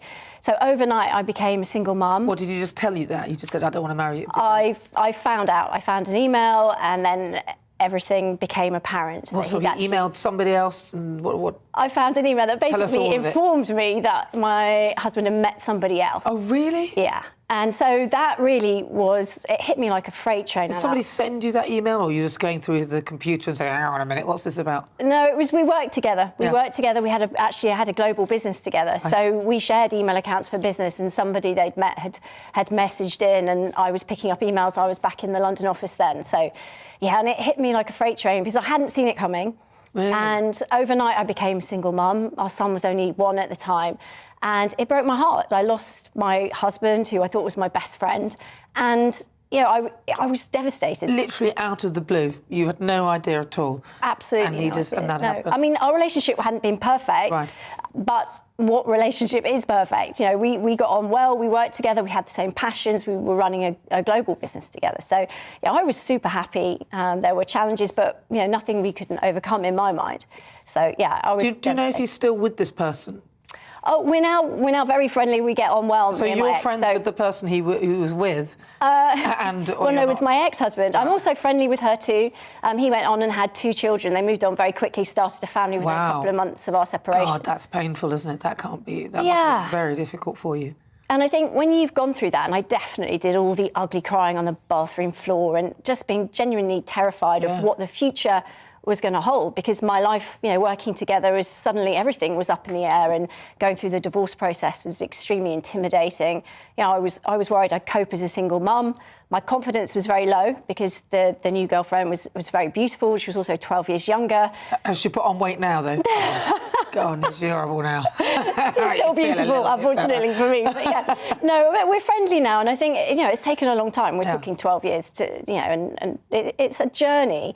But because I've been coaching beforehand, I knew how to control my emotional state to some degree, but I was so flawed. I was thinking, gosh, if I'm struggling and I'm trained in this, how does everybody else cope? So I really spent a long time researching and trying to find ways to help me to get through it. And in the end, I just decided to combine my coaching skills with the divorce process just to help me cope. And then that's now what I share with other people to help them. So at the time that you were divorced, you obviously have to find fault, and there was fault on this case. Yes. So that makes it not easier, but there is a reason why that you're actually leaving this person. So with this new clause that's coming out now that says that there's no fault, do you share the concerns of some people who would say, well, actually, it might make it easier for couples to split up because they don't need to find fault? I think it's quite patronising to control people to stay married if they don't want to be. You know, I think we should all be empowered to make our own decisions. No one vets us before we get married to see if we're reasonable enough to get into it. So why, when we're trying to get out? I don't think it makes it easier. I mean, divorce is known as the second most traumatic life experience we go through after death of a loved one anyway. And most people have spent a lot of time and effort thinking about the divorce. They don't suddenly, put in their application. It's something they've spent a long time, months, sometimes years considering. So it's definitely... But for you didn't really have that time because there was definitely fault involved. Yes. But again, putting the fault in may make you feel better when you list it out. But the divorce lawyers will strip a lot of that emotion out. It's irrelevant to the actual divorce process. And I think a lot of my clients now are upset by that because they're saying, well, it should be taken into consideration, but it isn't. Well, that's the thing, is that others might think, well, I deserve more because they've done this, that and the other. So taking it away now means that I won't be able to make the same sort of claims. Is that true as well? Yeah, I think a lot of people find it quite therapeutic to vent so that their ex will see their concerns and they're upset. But it doesn't make a difference to the legal process. So and the settlement at the end, it makes no difference? No, but it can make it a lot more acrimonious because you're starting off blaming, which, if it was an amicable split, it fizzled out, you've still got to find that fault. Yeah. You can't put, we grew apart. There was no box to tick for we're better off as friends. Or we still like each other. Well, I'm going to blame you. Let's decide who blames who, and then even though you're still friends, because that is possible. Yeah. I mean, I'm friends with all my exes. Never married any of them, though. Not that silly. I love it. No, they're lovely. I mean, they're lovely people. I'm good friends with them. But, I'm pretty glad I never married anyone. Actually, the truth is nobody wants me. But OK, so let's take it back. If somebody feels they want to get divorced then, because I thought you had to stay with somebody for a certain amount of time before you could. What is the process?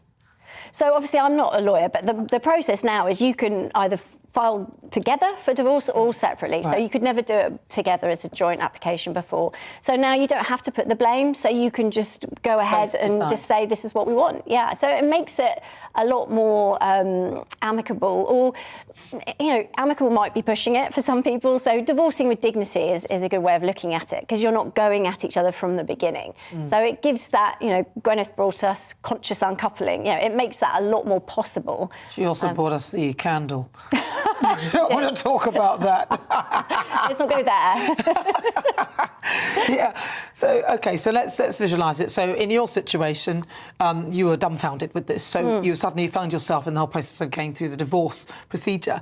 If there are others going through that, because it's not easier if you agree, but it feels calmer if you do agree and you don't have to go through a fight. But for you, it must have been quite traumatic. And there will be others going through a similar situation, even though there's no fault. So they'll actually not have that kind of venting feeling that you get when you think, well, it's your fault, blah, blah, blah, blah. So what advice would you give to somebody who's maybe in your position, but obviously now with this no fault scenario? I think, first of all, it's important to know you will get through this, because when you're down there on the bathroom floor doing that ugly crying I talked about, sometimes you think there is no future, there's no light at the end of the tunnel. So just having the hope that you will get through it. And also, you're not alone. This is something that happens to so many people. So there are communities, there are things you can do to help you speed up that process and get the advice you need to cope better. Yeah, so for you, what was your process then? Because you said you're a trainer, you train people. What was your psychological, mental sort of process to get yourself through it? Well, a couple of things I found really helpful. Number one, having a breakup support team around you who you can rely on and get the answers you need. So. Yeah. That's friends not the friends, though, that come over and chop up the clothes and drink a bottle of wine with you and, put their clothes in bin bags. Probably not those friends. I don't have any friends like that, actually, to be honest with you. Do you mean they're not the non-judgmental ones that when you tell them things, they go, or the ones who seem to have such a lovely, happy life and sort of rub the salt into your wounds a little bit? Yeah, I mean, I think it's important that it's someone that can give you constructive advice that isn't going to lead to negative repercussions. So that would be important. But then also, I think if you're heartbroken, and I know a lot of people watching will be, and that's something that's very hard to take control of, but you can dial down those negative emotions by focusing your mind on the things that work weren't right, because our brain tricks us into romanticising about all the things we might be missing out on or that we're upset about. But actually, if we focus on the things that used to annoy us or irritate us, that's a good way of taking your power back and starting to put yourself back on that healing journey.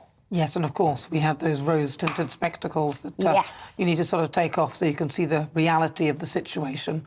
Of course, yeah. That's not the best, is it? No, taking the rose-tinted glass off is a must. And also stop using their name as well, because a name has a lot of negative, it can trigger a lot of emotion, a lot of negative emotions. So one of the things we want to do, and I suggest to my clients, is don't use their name. Use their first initial, but not a capital initial. So say it was Robert or Rachel. Instead of using the capital R, just a teeny weeny little r, whether you're talking or typing or even your lawyers, get them to use that, because it will really take down some of that intensity. So instead of Robert with a capital R, Robert with a small r. Just R. Just forget the name, just R, yeah. Yeah. Well, listen, you know, and so really, so if you had one sort of word of advice, one pearl of wisdom that you've taken away that kind of keeps going in your brain to make you feel okay after what you've been through, what would that be?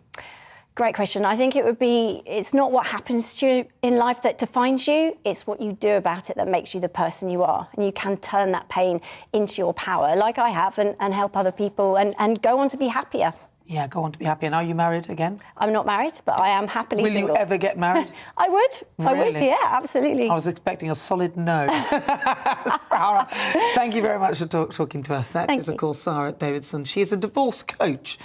Right, if you've just joined us, welcome on board. Coming up, it's the Great British Debate this hour. I'm asking, would you have a speed limiter fitted to your car? Devices to prevent motorists going over the speed limit could be made mandatory in all new cars, and that is, of course, if the UK plan to follow the EU. Their Parliament agreed the devices will be compulsory in all new vehicles in a bid to prevent road traffic accidents. So would you have a limiter fitted to your car? First, it's the weather. Looking ahead to this evening's weather, and the UK is looking fine and dry with plenty of warm sunshine, but rain approaches the northwest. Let's take a look at the details. The southwest of England will be mostly dry with plenty of warm, prolonged sunny spells on offer. However, cloud and coastal mist may persist in the far west this afternoon. Just like yesterday, the southeast of England will be fine, dry and sunny this Saturday afternoon. With light winds, it will feel warm again. South Wales will be dry and sunny and feel a little bit warmer than yesterday. However, some cloud and coastal mist may persist for Pembrokeshire. The Midlands may have a little fair weather cloud, but otherwise it will also be dry with plenty of sunny spells. It will also feel a little bit warmer than yesterday for most.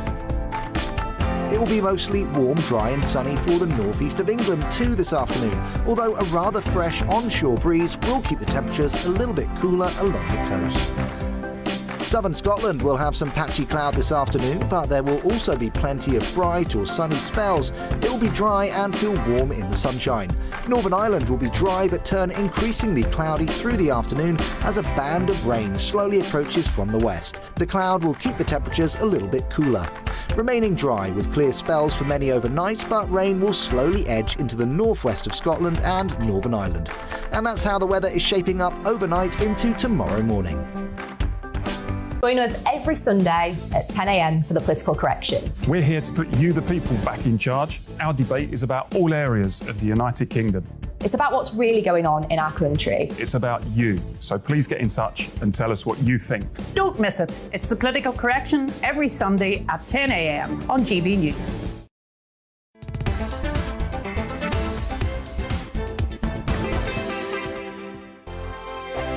Hello, I'm Michelle Dewberry, and you can join me every weekday 6 till 7 on Jubes and Kerr. Me and my panel will get stuck right into the day's events, and I can tell you, in fact, I can warn you, expect some robust debates, some strong opinions and perspectives from both sides of the fence. It's about you at home as well. I love to read out all of your comments, or at least as many as I can. So join me, Michelle Dewberry, Monday to Friday, 6 till 7 on Jubes and Kerr.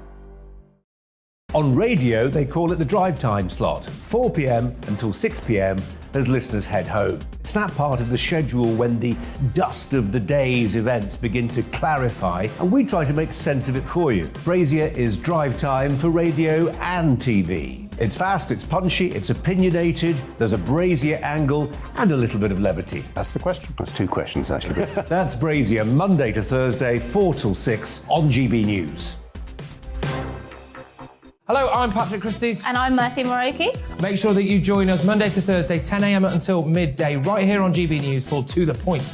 We're not afraid to talk about the topics that matter to you or the big topics that always matter. We cover absolutely everything, from the breaking political stories of the day to law and order, what's going on in the channel. We're not afraid to hold people to account. We always make sure we include your views on our show. Indeed, if you're thinking it, you can guarantee that we're saying it. So make sure you join the conversation with us, 10 a.m. until midday, Monday to Thursday, for To The Point on GB News. I'm Dan Wootton. Join me Monday to Thursday from 9 to 11 for the feistiest and most fun news debate on TV, where free speech reigns. I'll bring you a sharp take on the day's biggest stories, bombshell newsmaker interviews, and A-list guests. And I guarantee you, no spin, no bias, no censorship, and no reason to go to bed. That's Dan Wootton tonight, Monday to Thursdays from 9 on GB News.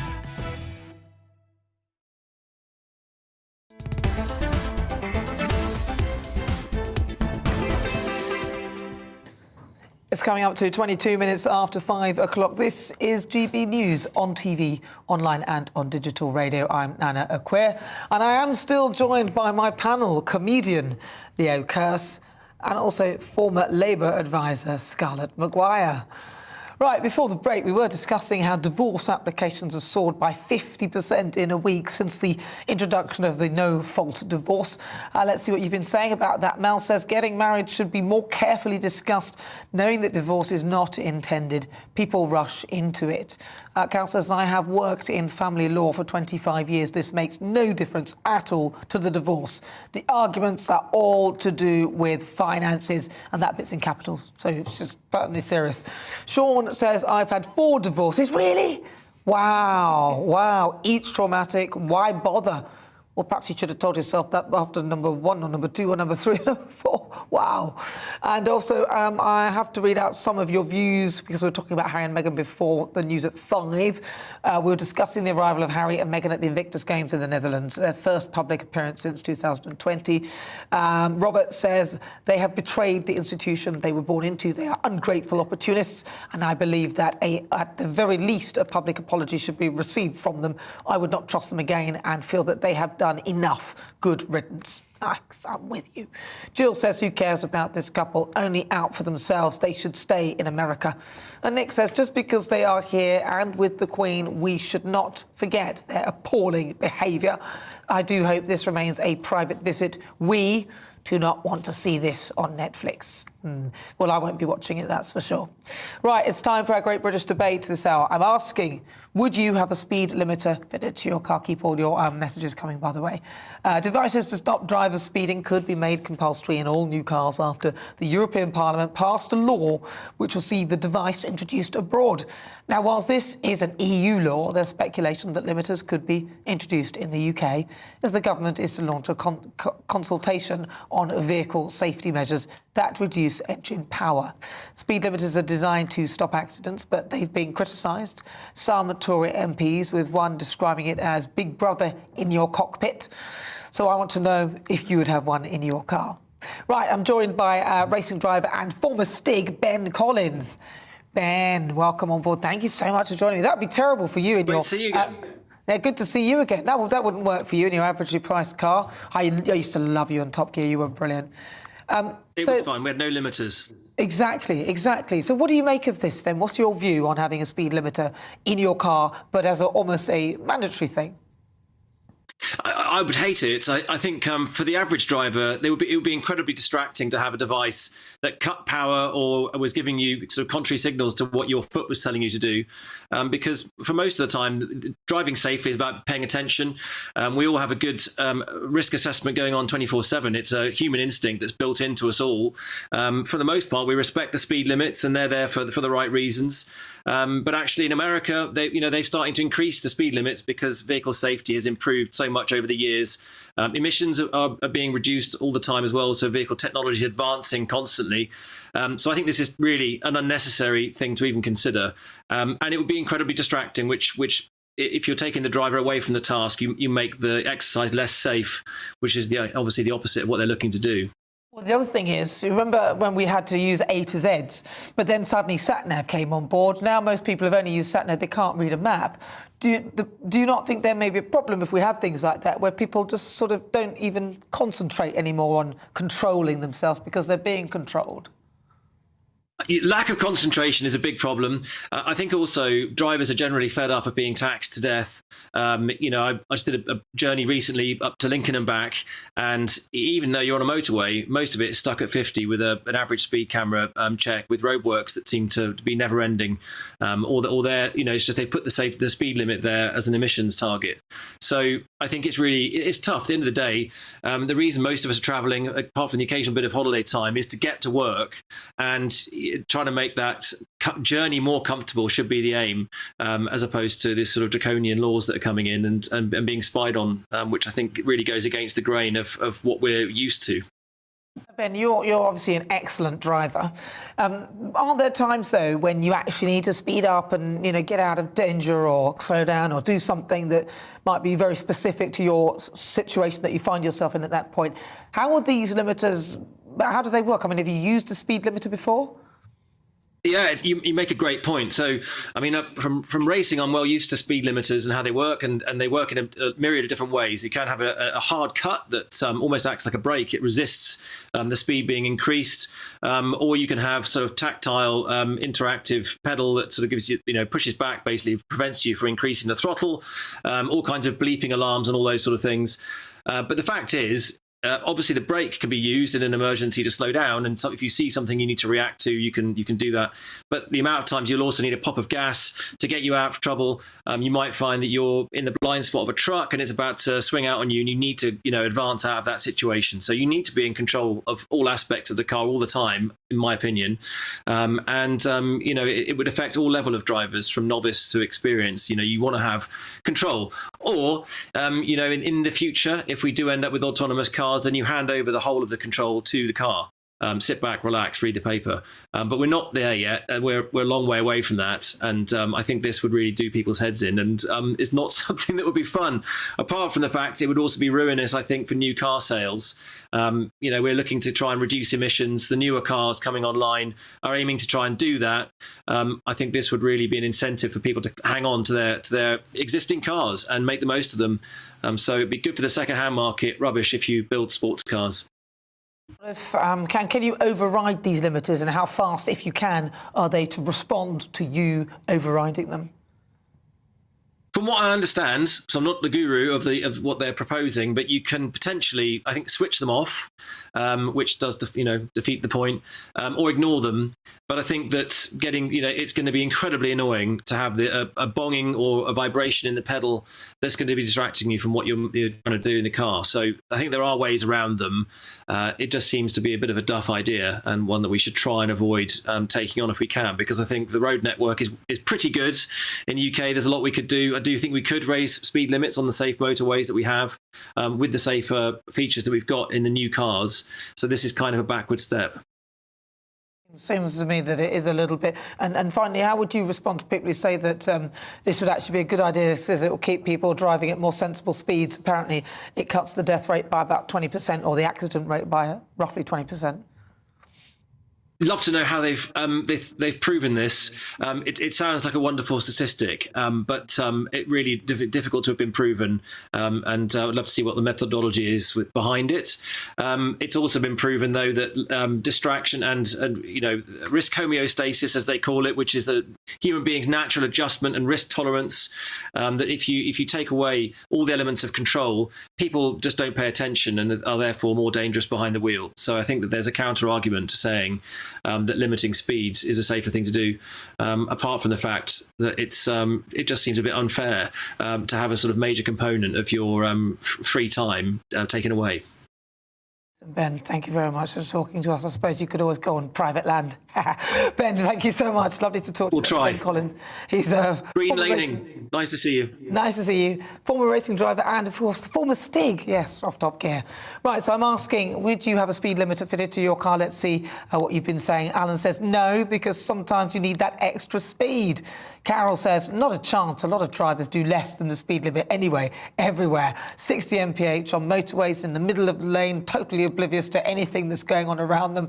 It's lack of awareness that causes accidents. Yeah, I'm with you on that. It's so annoying, isn't it, when they're going too slow and cars are passing them either side. Gary says, no, I drive a vehicle that has one fitted and it's dangerous, especially when car drivers sit in the middle lane at 50 mph saving fuel.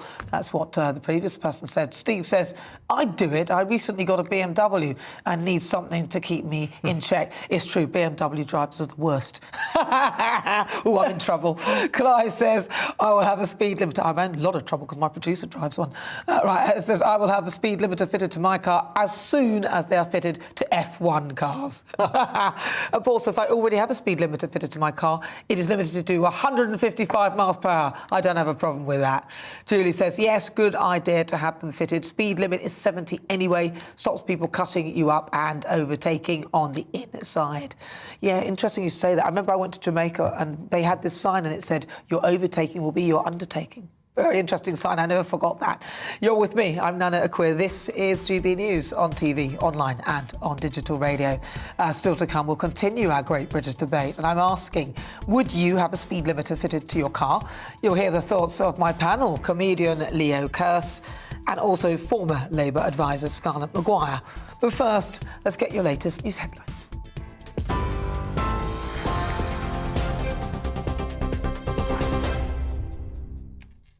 Thank you. It's 5:31. I'm Miranda Shunker in the GB newsroom. The Prime Minister, Foreign Secretary and Defence Secretary have been banned from entering Russia. The country's foreign ministry announced that Boris Johnson, Liz Truss and Ben Wallace are all now barred, along with 10 other British government members and politicians. It says hostile sanctions against senior Russian officials is the reason behind the move. New Russian missile strikes have hit the outskirts of the Ukrainian capital Kiev, with explosions heard in the cities of Lviv and Kharkiv. Ukrainian defence officials say fighting is also continuing in the southern besieged city of Mariupol. It comes as the country's president, Volodymyr Zelensky, says around 3,000 of his troops have been killed since the beginning of Russia's invasion. More than 6,000 migrants have crossed the Channel to British shores so far this year. Over 3,000 came in March alone, 4 times more than the number recorded in the same month last year. The Navy took over operational command of handling those attempting the journey on Thursday as part of the planned transfer of asylum seekers to Rwanda. It's as the Home Secretary says other countries could copy the UK's proposals, despite the UN Refugee Agency branding them illegal. And 3 Chinese astronauts are back in Beijing after a 6-month stay on the nation's space station. The Shenzhou 13 return capsule re-entered the Earth's atmosphere this morning, touching down in North China's Inner Mongolia. The crew are now undergoing special rehab treatment as they become reaccustomed to gravity after half a year in space, the longest in China's history. Well, on TV, online and DAB plus radio, this is GB News. We'll be back to Nana in just a moment.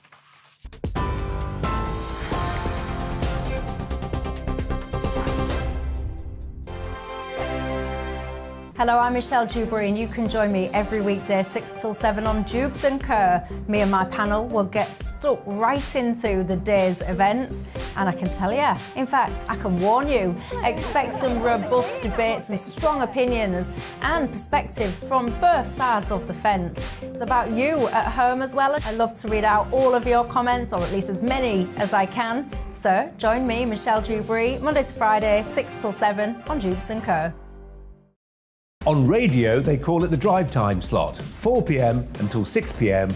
as listeners head home. It's that part of the schedule when the dust of the day's events begin to clarify, and we try to make sense of it for you. Brazier is drive time for radio and TV. It's fast, it's punchy, it's opinionated, there's a brazier angle and a little bit of levity. That's the question. That's two questions, actually. That's Brazier, Monday to Thursday, 4 till 6 on GB News. Hello, I'm Patrick Christie's. And I'm Mercy Moroki. Make sure that you join us Monday to Thursday, 10 a.m. until midday, right here on GB News for To The Point.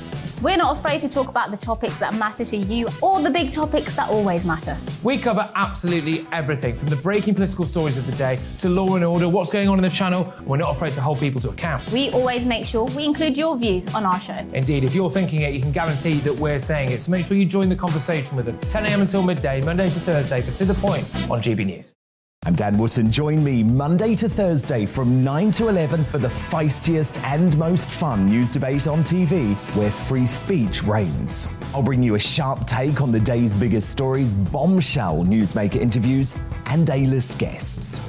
And I guarantee you, no spin, no bias, no censorship, and no reason to go to bed. That's Dan Wootton tonight, Monday to Thursdays from 9 on GB News.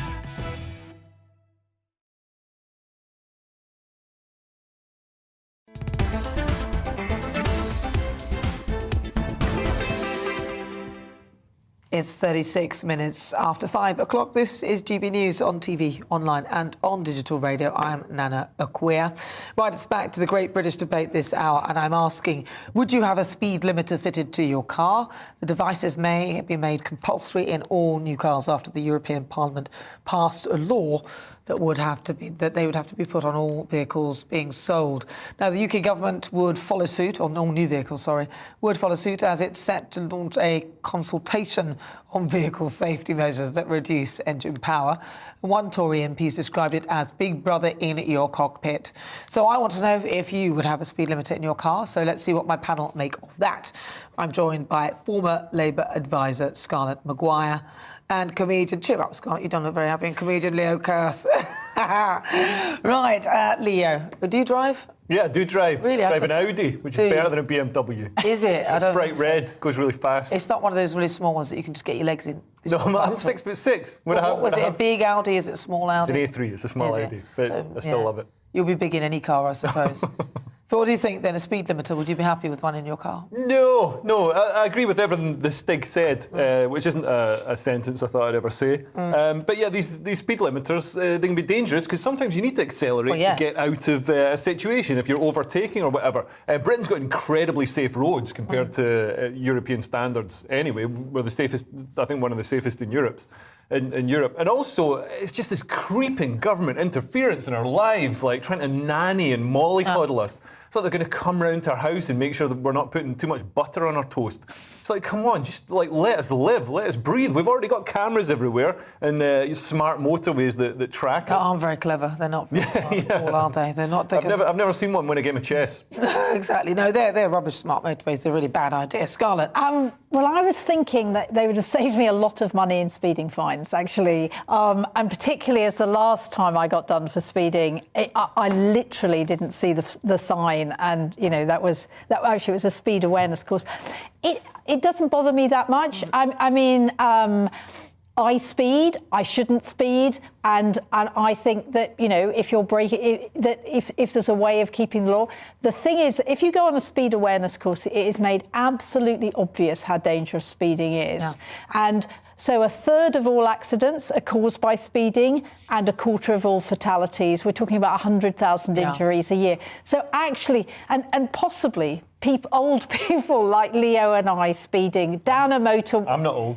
Down a motorway is not as dangerous. But, you know, these boy racers, right? I mean, actually, something has to be done about that speed. Well.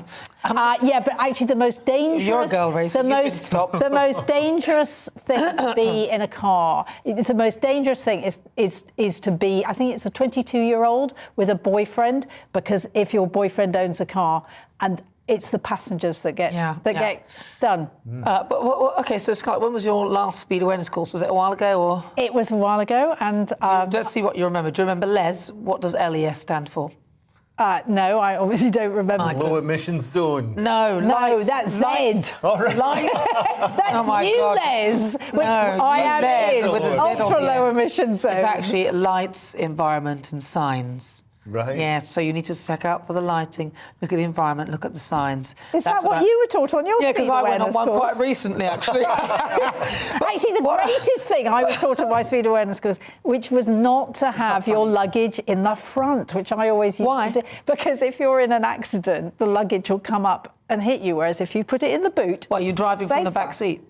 No, because I used to just have a little bag, my overnight bag, stay with my parents, and I just put it in the front of the front seat, and it was. Is that right? It changed me. Yeah. Well, listen. You raise an interesting point about the fact that the fines and so on and so forth. But actually, if I think this through, right? So we have speed limiters in our cars, so nobody can go beyond a certain speed. The government are going to lose a whole heap of cash in revenue from us speeding. So this isn't going to work out as they think. I mean, this is like one of those sort of things that happens, a collateral damage. Well, I think the next step... They're not going to get the money, are they? The next step is these speed limiters will be fitted with something that grasses you up to the government. So of course it will. The government will find a way to get its money, get its hands But on if money. it could actually limit your speed, think how much they do this. They come up with these things and then they think, oh, hang on a minute, we've just lost a massive revenue stream. But hold on, think of it when seatbelts were made compulsory, right? Right. And then, 10 years, 15 years later, you now can't get into a car without doing your seatbelt. Nah. You know, so they've lost money like that, and it seems fine. Well, you don't gain anything, though. I mean, it's not like if they didn't really be. Oh yeah, if you were done for not wearing a seatbelt, you were fined. It was just like a speeding fine. But it's hardly in the levels of, because this is like literally a cash point. Somebody goes past, another one goes past, another one goes past.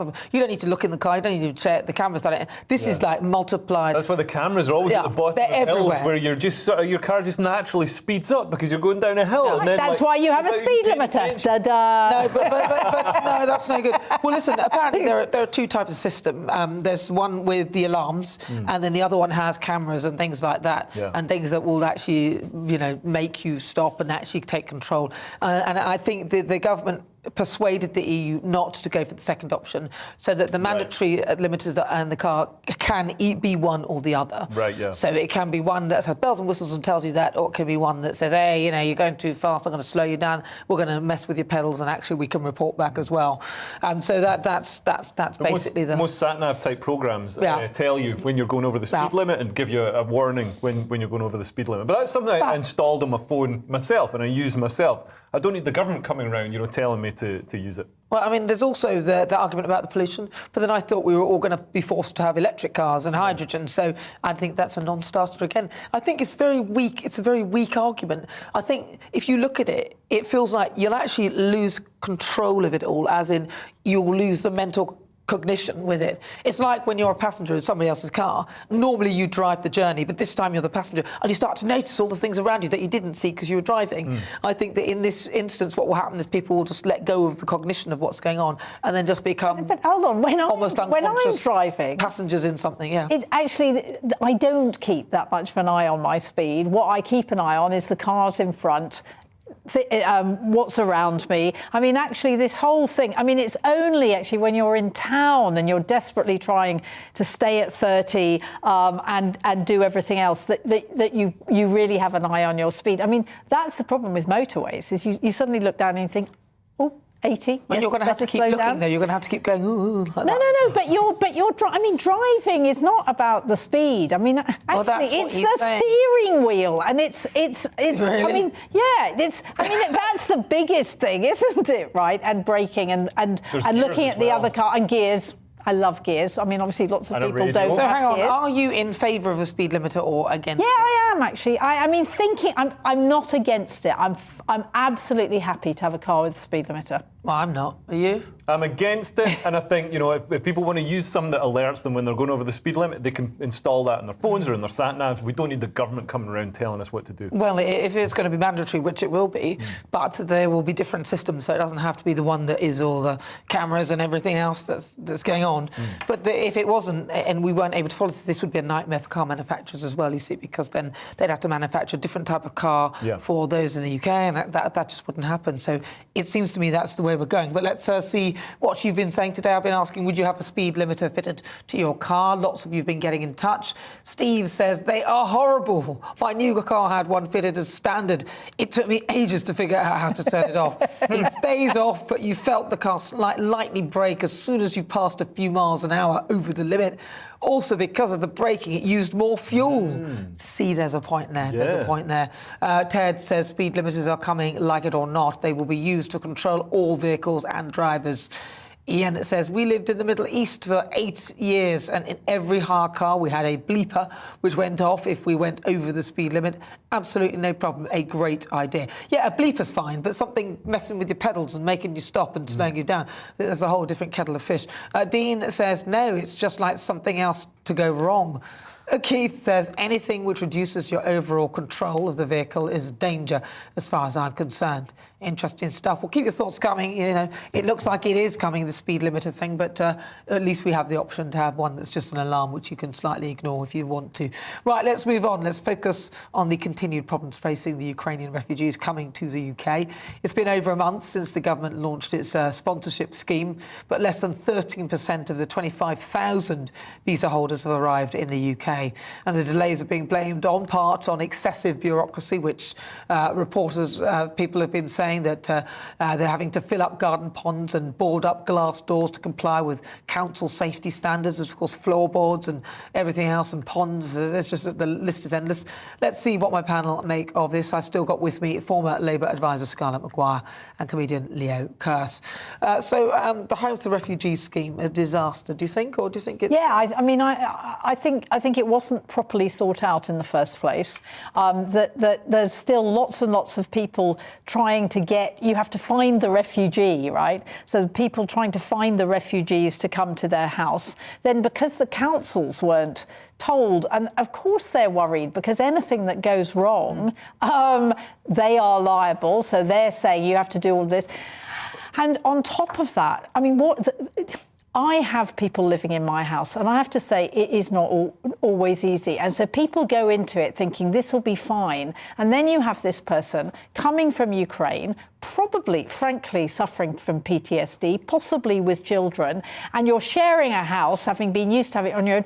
And you know, already these things are falling apart. Yeah. It just needs to have been done much, much better and much thought through.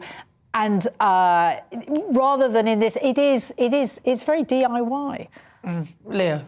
No, I think it's fine. I mean, we've obviously the vast majority of Ukrainian refugees are staying in Poland or Romania or countries that are closer to Ukraine.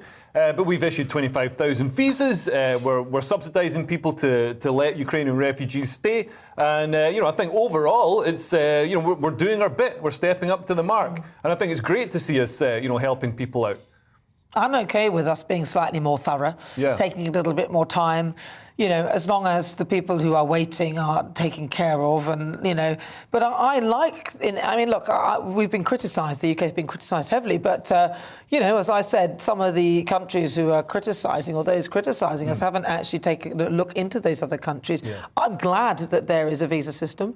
Obviously, some parts of it were ridiculous, like asking for mortgage and bank statements from people fleeing a war zone. I mean, what kind of a nonsense is that? That is done by a civil servant sitting in their bedroom because they're not working. They're not even going to work. They're working from home and hasn't contemplated what it's like to come from a war zone. So, these are things that we keep doing, but we do it on everything. We did it with COVID. We do it on everything in this country. We overcomplicate things. And the health and safety issues where people are having to drain ponds and cover glass windows. I mean, come on. It's still going to be safer than being in a war zone if you've got a glass window. I mean, if it's safe enough for British people, we can, we're familiar. People around the world are familiar with windows and how they work. They're not going to launch themselves head first through them. Well, you know what we're like with health and safety. It's ridiculous. So I think councils just can't help but get themselves involved in things and make things overly bureaucratic and repressive. And they just, if they're worried about being liable, get people to sign a waiver saying, if you put your head through the window, that's on you. Yeah. Yeah, I think it's not a bad. No, I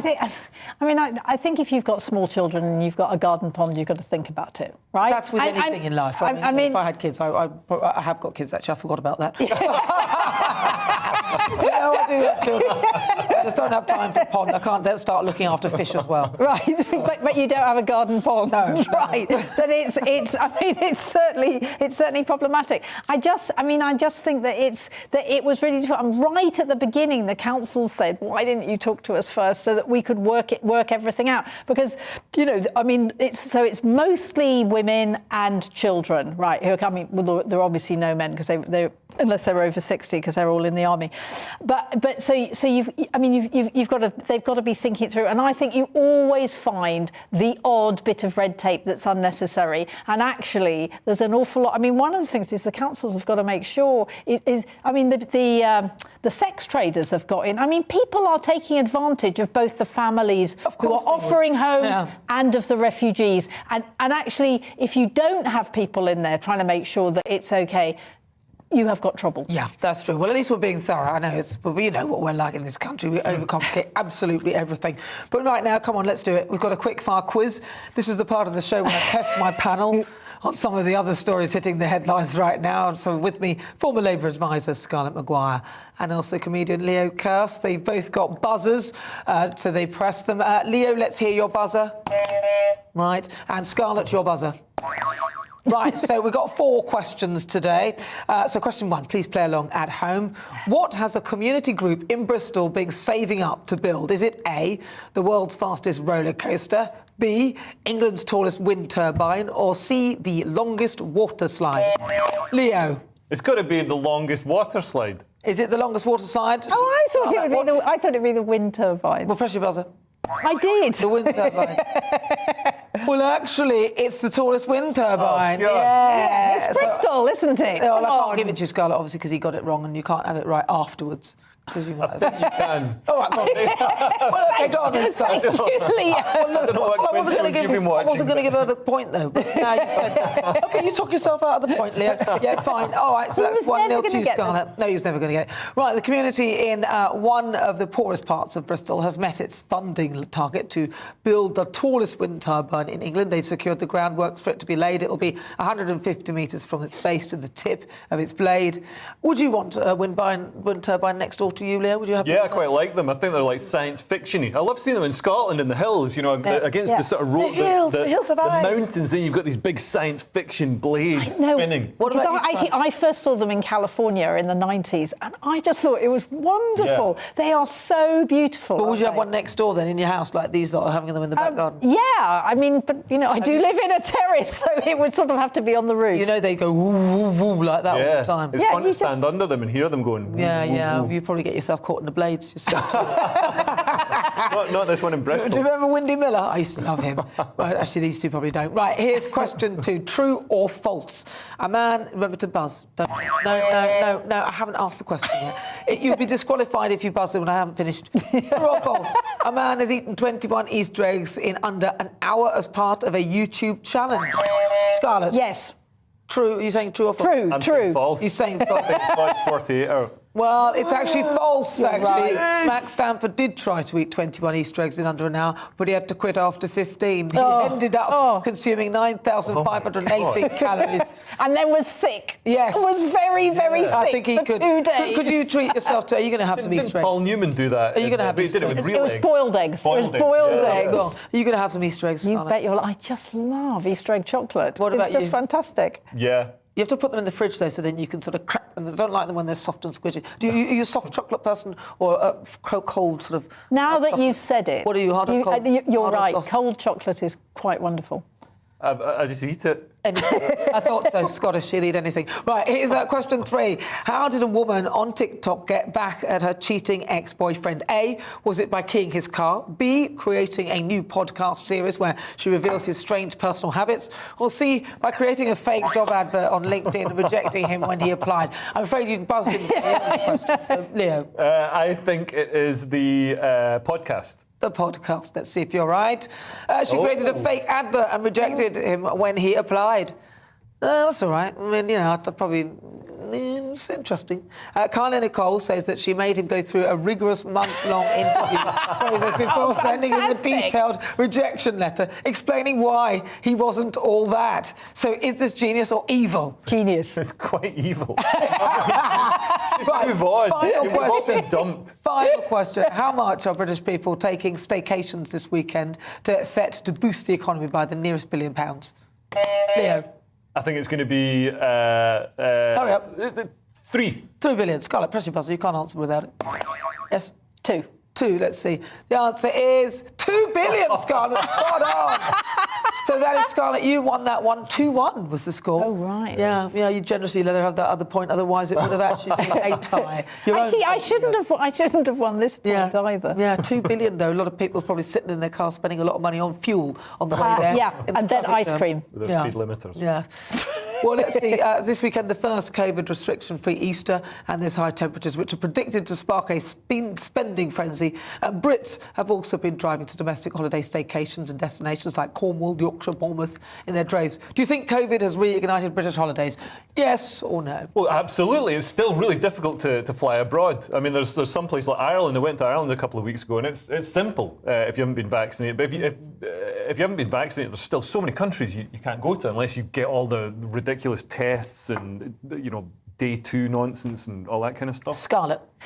Yeah, I mean, I think they have, but in the end, we want guaranteed sun. So I think that's what people go. Guaranteed sun, if only you could guarantee that. Right, so on today's show, we've been asking, is the UK ready for war?